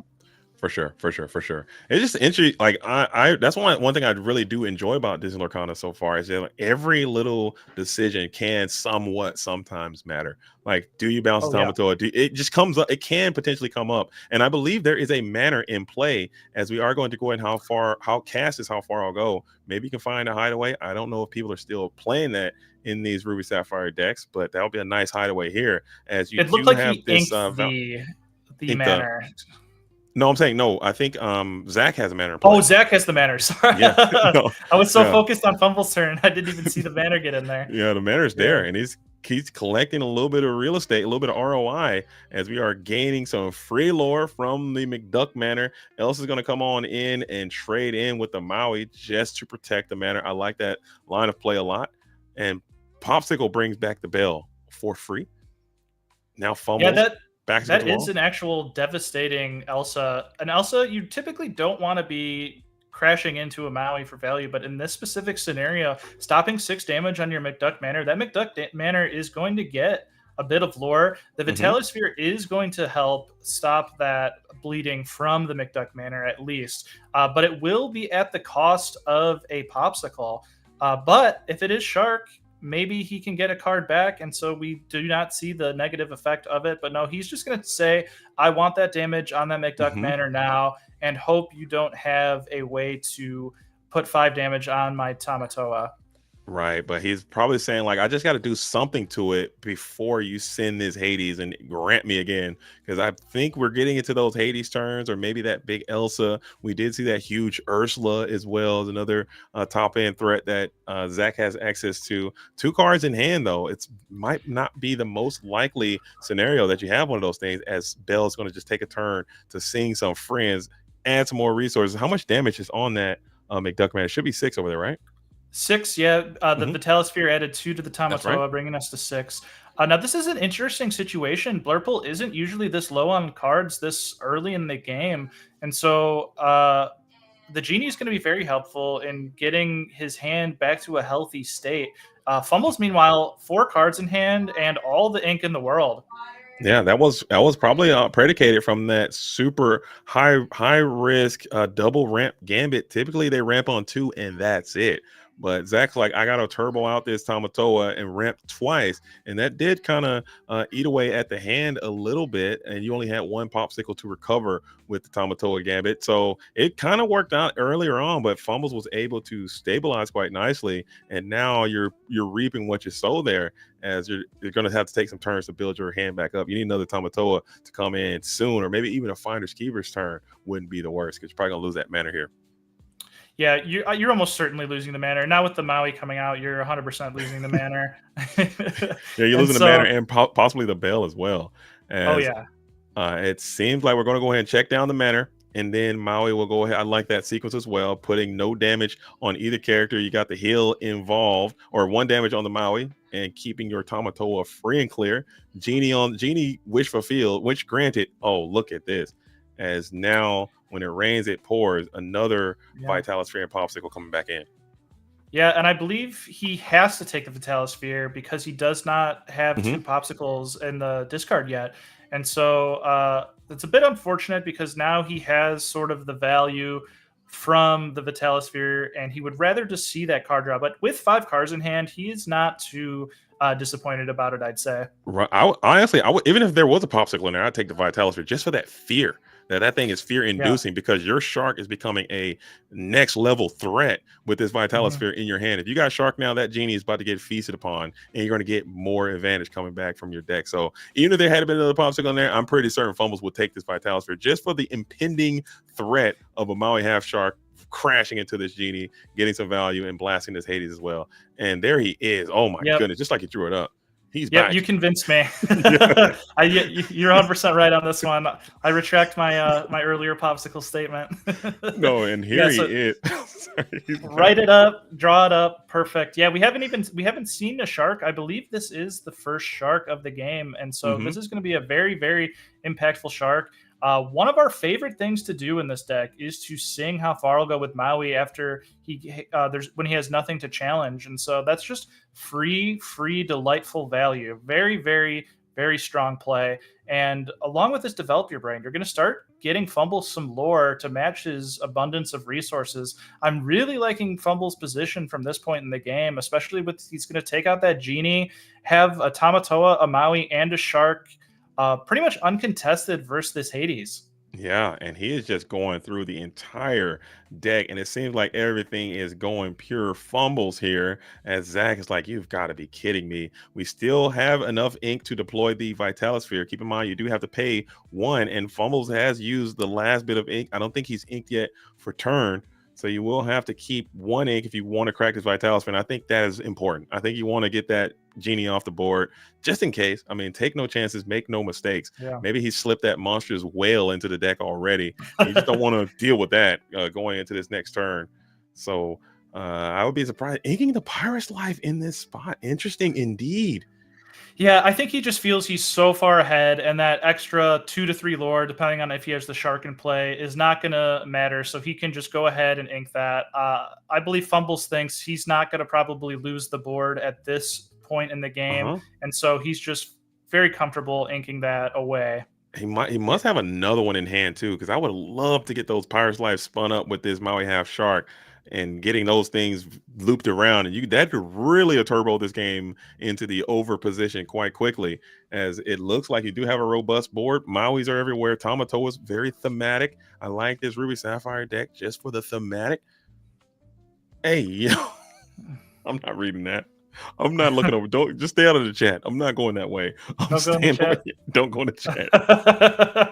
Did I say no? Come on, man. Give me a break. Give me a break. I need a break. Okay, we're locked back in. This is a tight moment. We're locking back in. We're locking back in. If you're a big fan of SLTC, otherwise known as Sebastian Lifts Tiny Clams, you're probably going to be liking this game, because if Fumbles does take this game, they are, as JDZ said earlier, going to go to the top 4 from this group stage. And advance.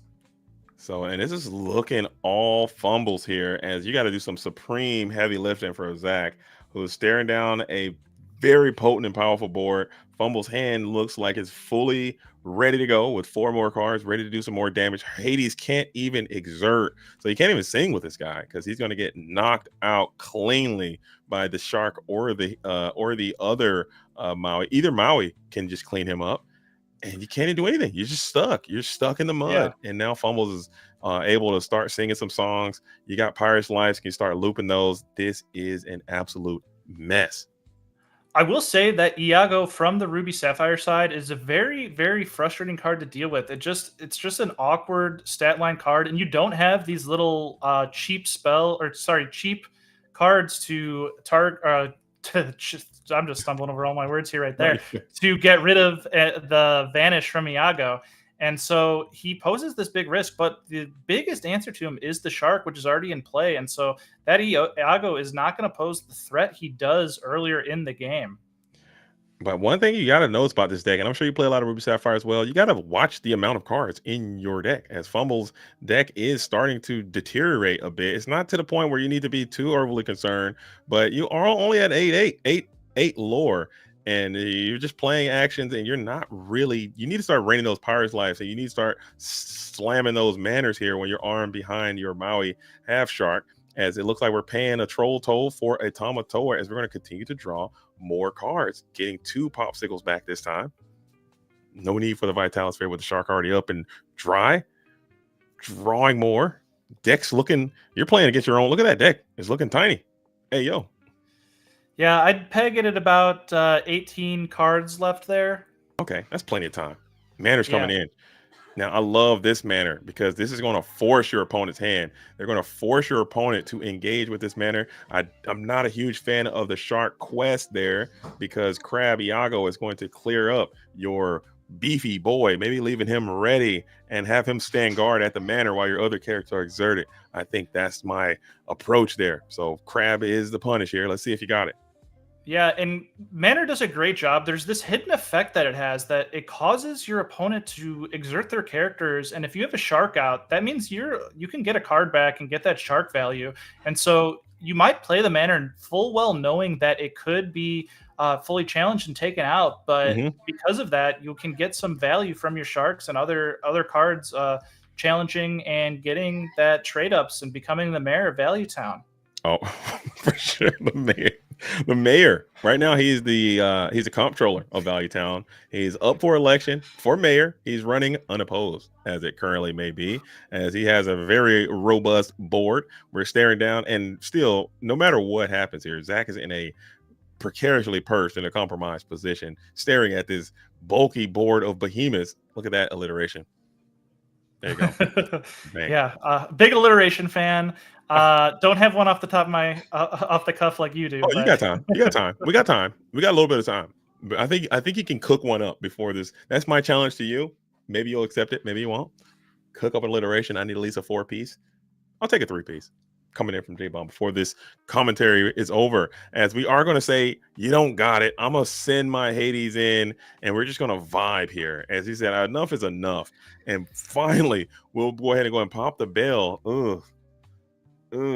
Yeah, this might be... Yeah, Fumbles is just cooking. So, I almost had one off there. Oh, wait a minute. Let him cook. Bell can come up there. Let him cook. Let him cook. I like that play. It was pretty cool. It was quite cute. It was interesting indeed, as that was predicated on the half shark being exerted. He could have been ready, but it is what it is. We don't need him. And Fumbles has the resources to carelessly cook coordinated challenges against the Hades here. Mm-hmm. And you're gonna take that one? Coordinated cook. Let's see. We can save that Carelessly cook coordinated challenges. The challenges throws it off because it kind of goes against. It does the sound. It's got to be the sound, not the letter. Yeah, I think for a good alliteration. Yeah, but I'll still take it. Yeah. That passes though. I'm a harsh critic, as I've been told, but that does pass the vibe check, and you get a gold star for J-Bomb for alliteration. Gold star for alliteration for J-Bomb. As it looks like we got another Maui half shark anyway. So, haha, joke's on you. I had another one. If we slam a Vitalisphere, you just absolutely been bamboozled the entire time. It was me all along, as Brawl is going to go ahead and clear the Tipo, who should have just been in the inkwell, face down and exerted. We'll take a lore and a little bit of 1-for-1. Pop and heal. I believe this is going to be checkmate here, especially with taking the Hades. I don't believe there is a way for Blurple at 8 ink, 9 ink to go ahead and take out 2 Tamatoas, a Shark, and a McDuck Manor. So it looks like SLTC, better known as the Shere Khan Trax Cubs, might be going to advance from the group stage. Shere Khan Trax Cubs? Yeah. Thoughts? Well, there's the L. We need an L in there. Little Simba. Little Simba. Sheer Little Simba tracks. There you go. There you go. Sorry, Sully leaps through the closet. Can we go with that one? I like that one. And he's holding up and he's popping off here, showing the merchandise. And let's go ahead and hop on in. J-Bomb, we're hopping in. We're muting ourselves really in the booth. And we we just had a bunch of Hades and I had a bunch of sharks. Do it. Let's go. Is that Fumble. your theme song? Is that my theme song? Gentlemen, can you guys hear me? I can hear you, JDZ. How you doing? Well played for both of you. I liked it a lot. Fumbles. If you don't know, you just got it done with that victory. You've sealed the deal for the SLTC, and you guys will make it to the postseason. First, what are your initial thoughts of doing the thing and making it done for the team, pushing them into the finals? You know, honestly, I do a lot of heavy lifting for this group. I'm just happy that they finally let me carry them into this postseason here, and I just, thank the boys and everybody here. Thank you for watching. I like it. Okay, but serious questions though. Serious questions first. How many calories of Dunkins did you put in your body today before you loaded up this match? Is it 2,000 or plus, or what? We're definitely under the 2,000 of Dunkin. We are wearing the Dunkin sweater right now. Hard to see on the stream, but just so you know, boys, we're definitely repping the coffee brand. Okay. Are the pants on as well? That's a personal question there, Mr. J-Bomb. Let's go. Stay tuned. More at 6. That's for the Metafy. I'm joking. But seriously, I thought the match was well played. I thought it took some really, really cool tight lines. I really enjoyed the Vitalisphere use, the Maui Half Shark use. We couldn't hear your commentary when you got quintuple Hades in round number 1, but you managed to pull it through. Can you just talk about your deck? Talk about this matchup. I think it's more 50-50. J-Bomb says that you're at a significant disadvantage and he hates playing this matchup. What are your thoughts there? No, he says, sorry, go ahead. So my thought there is that so game one was really awkward. He had a lot of Hades, I had a lot of Sharks. So my game plan there was pretty much I'm gonna feed him all my Sharks to ink. So that way, when I finally get a Tamatoa going, I'll be able to do everything. But Shark is kind of like bait in this deck. It's not, in my opinion, the best card. So if you play around Shark, you're going to get Hades. But the best card in this deck is Tamatoa. And Tamatoa will win you every game against Blurple if you just play it on 6 instead of Shark. For the most I like part. that. You guys take notes. Write it down. Take notes. Talk to us about Vitalosphere and Maui Fishhook. Those two items came in huge in this matchup. And also, while you're at it, talk to us about Sisu. That card came up the opposite of huge. It did win a game, but I really didn't like the way it performed. Can you just talk about Sisu in general and those two items and how those perform for you in whatever matchups they're the best at? Sure. So Sisu, I'm on 3 Sisus because I'm chronically addicted to running into aggro decks. And all these discard decks, all these Amber Steel decks have very Sisuable targets. So I want to stay with as many Sisus as possible. And 3 seems to be my limit for that. So she quests for 3, and that's kind of like a threat alone. So when I have 15 ink, you could just throw her out there and say, banish this character. But for Vitalosphere and Fishhook, both are one-ofs. Fishhook is the best card in this deck next to Tamatoa, I think. It's something that could win you an Amber Steel or Emerald Steel game on the spot. It's a card that people don't expect a lot of the times, even though all these red-blue decks run it. It buffs your guy's attacks and attacks for more and gives evasive. It's really, really good. I really like the card. Vitalosphere, on the other hand, I really don't like as a card, but it worked in a lot of scenarios for this matchup today. But for the most part, it's okay at best a lot of times. But you need one Vitalosphere because you play Sharks. If you play Sharks, you should have at least one Vitalosphere, is my thought. I like that. I like that approach a lot. You guys write that down and take it home. We got J-Bomb here as well. I know you guys are good friends, old school friends. He was in the booth as well. I know he plays a lot of Ruby Sapphire. J-Bomb, I know you got some questions for your old pal, your new pal, SLTC in the building. Talk to him. Yeah, I just want to say congratulations on getting the 2-0 and advancing your team SLTC to the next round. It's just a huge, huge thing to make it out of these rounds. We have a lot of the best teams in all of Disney Lorcana playing this, and so to get out of there, it's great, and to be able to cast your match and to see you get out of this group stage has been just incredible. And so I just want to say I'm proud of you, man. Oh, thank you, man. Yeah, you're not kidding about like some of the best teams. Like I saw the entire Portal squad literally own all events this weekend, so it was nice to meet some of them, and then get to play against some of them too. So, yeah, I mean, everybody here is good. I heard RJ did better than you at Vibes. Oh, RJ did do better than me at Vibes. I'm still mad about it, but maybe next time. Next time, my Penguins can do more. No, we're done with the Vibes. Yeah. Everyone's off Vibes, dude. We're back at Lorcana 100%. My Sisus, though, on the other hand, need to start doing more. That's what's up. Yeah, I'm off Sisu gang. I'm big Medusa gang. But Fumbles, I thought it was great, well played. I thought you had some really tight, well executed lines, a lot of forethought, and it came together like a nice puzzle. But we're going to kick it on over to Zach, who didn't quite get it done. It kind of came up short, but still, we want to hear from you. We want to talk about your deck as well. You're playing Blurple.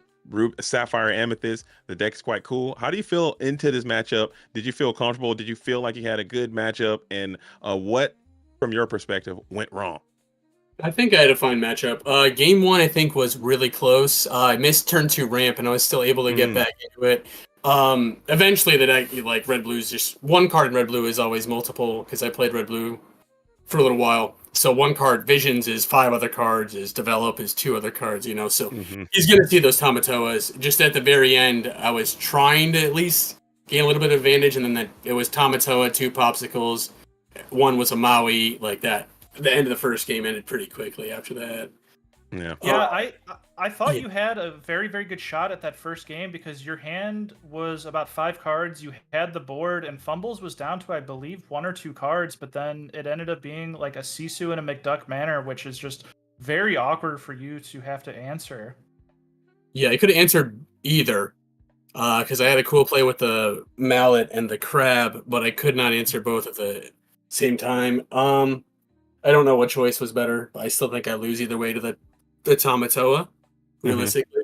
But yeah, that was one turn. I wish I would have screenshotted her. I'll go back and watch the video replay because there was a lot of different options there, and so I'd love to just do a breakdown of that specific turn and just see what all the options were, because I believe, yeah, you are correct. That was a huge turn, and with like the croquet mallet and the crab, there's just too many options to consider there. And I know you took your time and tried to figure it out, and I believe you did a great move as well. But that was such a complex turn, and so I applaud your gamesmanship on that and going for it.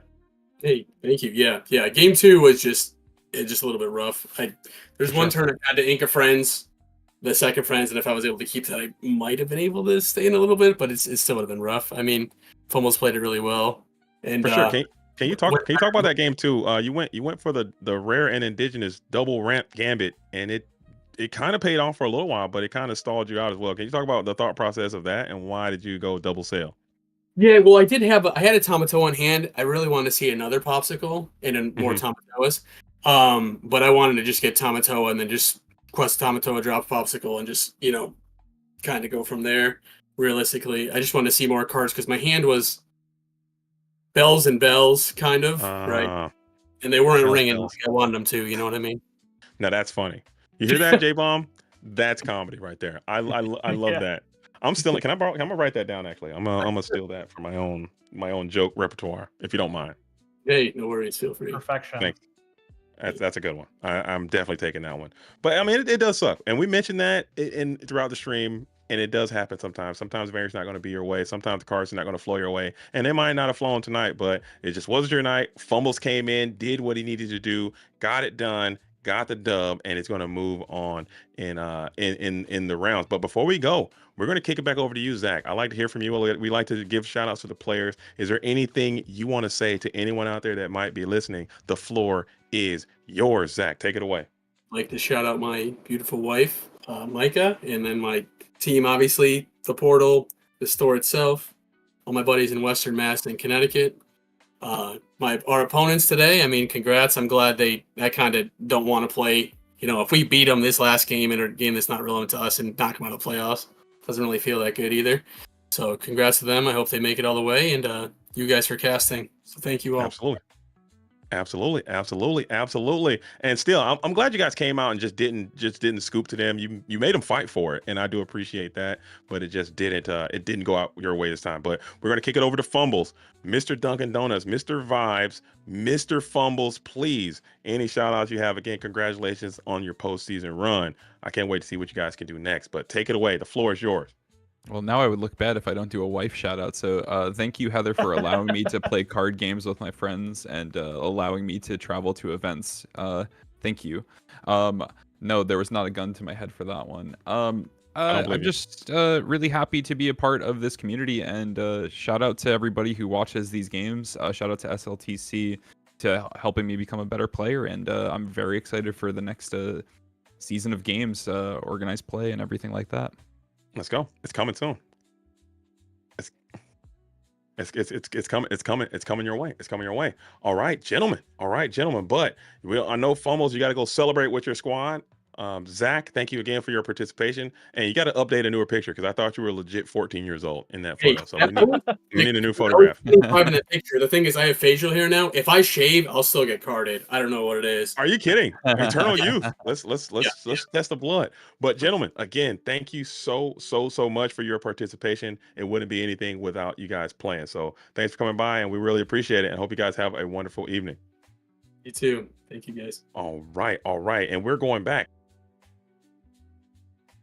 All right, another J-Bomb. We got another special shout out we got to give. If you guys notice the beautiful production we have, again, huge shout out to Bobby McWho with the Lord Tracker. It looks so professional and clean. If you guys notice, it's so elegant. He's really done a lot of work for this thing, and maybe someday it'll become publicly available for everyone to use. And thank you for that, your contribution to the ICL. And also the judge, I believe it was Big Kev out there in the booth holding it down, and J-Bomb, you as well. But we'll kick over to you. Any special shout outs you want to give? It's always fun to be here in the booth with you. Keep coming back. I enjoy your presence. Yeah, I loved it. As always, it's been an honor to cast with you, as it always is, and I hope we get to do it more. Just a special shout out to the SLTC, also known as the Scar Lurks Towards Cliffs. team. And so, and I got one more. So SLTC, Please. also known as the Sven Leeds Trusty Carriages. Okay. Okay. So I had a lot of those written down to get through, and so I appreciate you letting me get through all those and having a laugh or two in this great ICL tournament. And so as this wraps up, I'm very, very, very just so happy to be here, and thank you for having me. As you said, Bobby's done a great job on that lore tracker. Thank you to Wonder and Rod Gaston for putting this whole thing together. And make sure to check out Alter Academy every Monday. Next week, we'll do Ruby Amethyst Set 8. Okay, right on. Alter Academy, don't touch that dial. And again, huge shout out to the Sloppy Loose Taco Club. It was great to see you guys come out here and the sneaky llamas tickling Care Bears. I'm trying to be like you. Yours are better than mine, but Sneelight's treasure chests. There you go. So many. No one knows what it actually stands for. But seriously, thank you guys for coming out for another fantastic evening of the ICL on a Wednesday. We'll be back at it again on Friday with more action-packed, high-profile Lorcana action. Don't touch that dial. I'm JDZ. I'm on a quest. You guys find me on Twitch, YouTube, JDZ Quest. You guys see me. I stream before the ICL. I stream tomorrow. We'll be doing some vibe streams happening there. So hopefully, guys, tune in. I'll see you all there. Are we doing a post show? Is there a post show happening tonight? Nope. No post show. We got a raid coming up, so make sure you guys spread the word. Keep it locked in. Laser focus. See you guys on Friday. Until then, peace. And remember, Simba laughs through challenges. Dang it. All good. It was still oh, man. That was good. That was good.